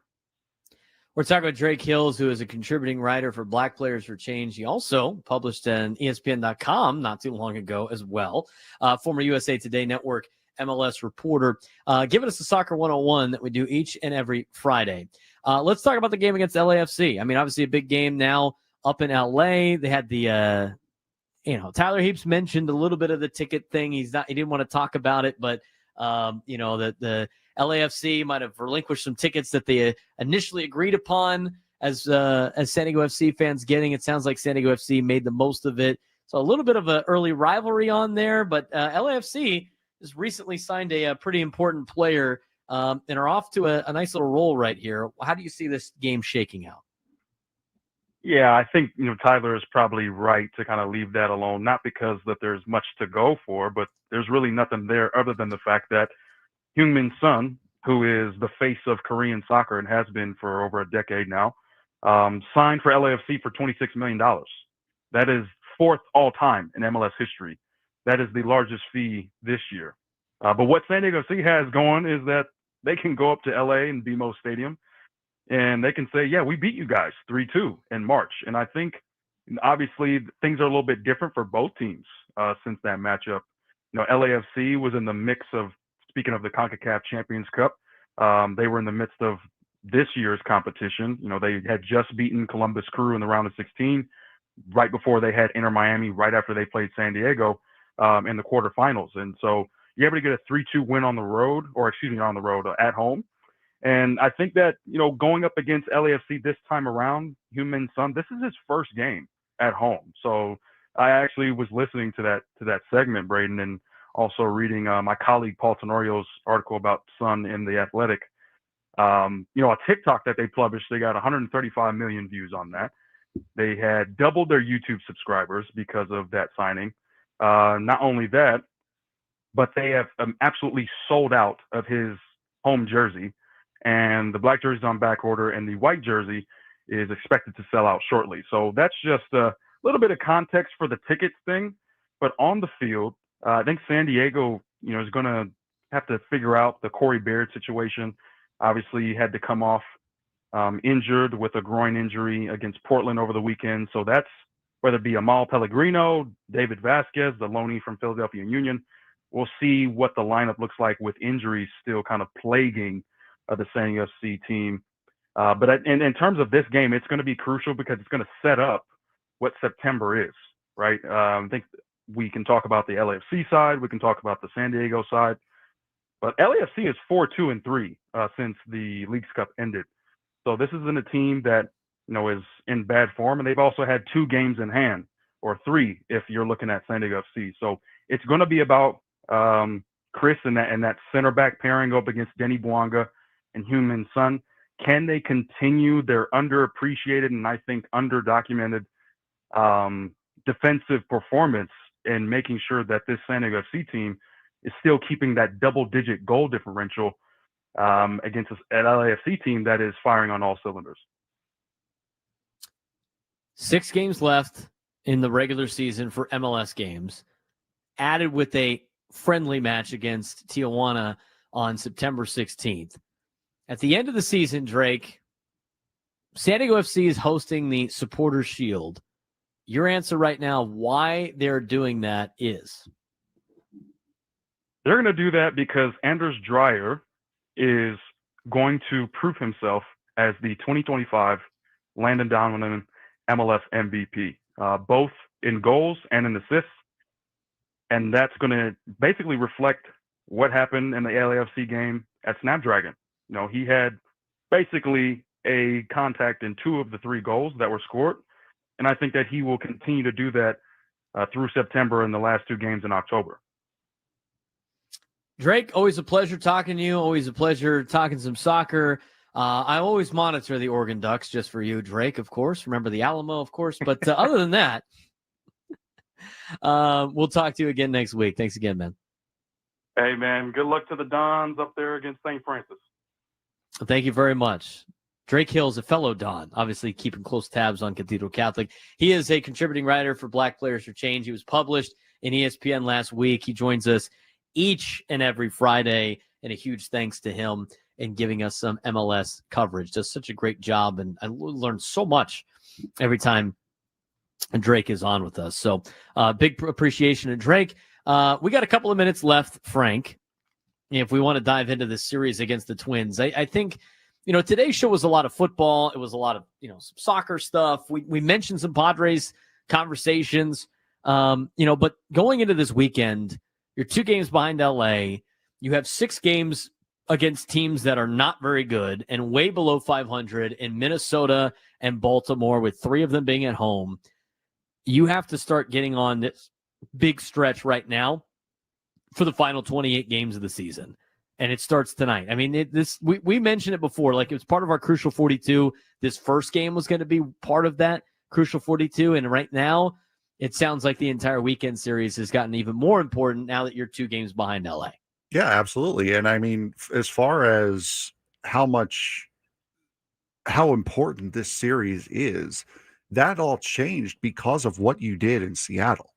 Taking only 1 of 3 games in Seattle has made this series so much more important. We had this first game on the Crucial 42 because of, you just had the couple big important series, then you had the travel from Seattle to Minnesota. So how do you rebound off of that travel? But this whole series now has become important if you want to stay in touch for the National League Western Division. Now you're 2 games behind the Dodgers after they swept Cincinnati. They're playing Arizona, who just split against Milwaukee. So, I mean, the Twins are one of those trap teams that if you do overlook them, they will bite you, but you are expected to beat them. I think the difference is this year is, in so many years past, the Padres have actually done worse against bad teams than they did against good teams. And now this year, they're taking care of business against bad teams. They need to continue that for the next 6 days. And that continues past that when they got the Rockies 7 more times in the month of September. Yeah, you've got a couple of very winnable series coming up here. You have Minnesota, winnable series, Baltimore, who currently sits last in the East, in the American League East, and then you're going to Colorado. So you have 9 very winnable games coming up here, not to mention the Savannah Bananas are going to try to sprinkle a little bit of fairy dust while you're up in Colorado to try to help for the rest of the season. Padres need to take care of business tonight. It sounds like they should be able to, based on the roster that Minnesota has. Big thanks to Frank Marchese. Big thanks to our 2 guests today, Drake Hills and Cory Provus, the play-by-play man for the Minnesota Twins. I'm Braden Surprenant signing off, getting ready to coach some high school football up here in San Jose. Coming up next, Tony Gwynn Jr., Chris Ello, Matt Scraby for Gwynn and Chris. Mason Miller joins the show at 2:40. We'll talk to you guys on Tuesday. Padres.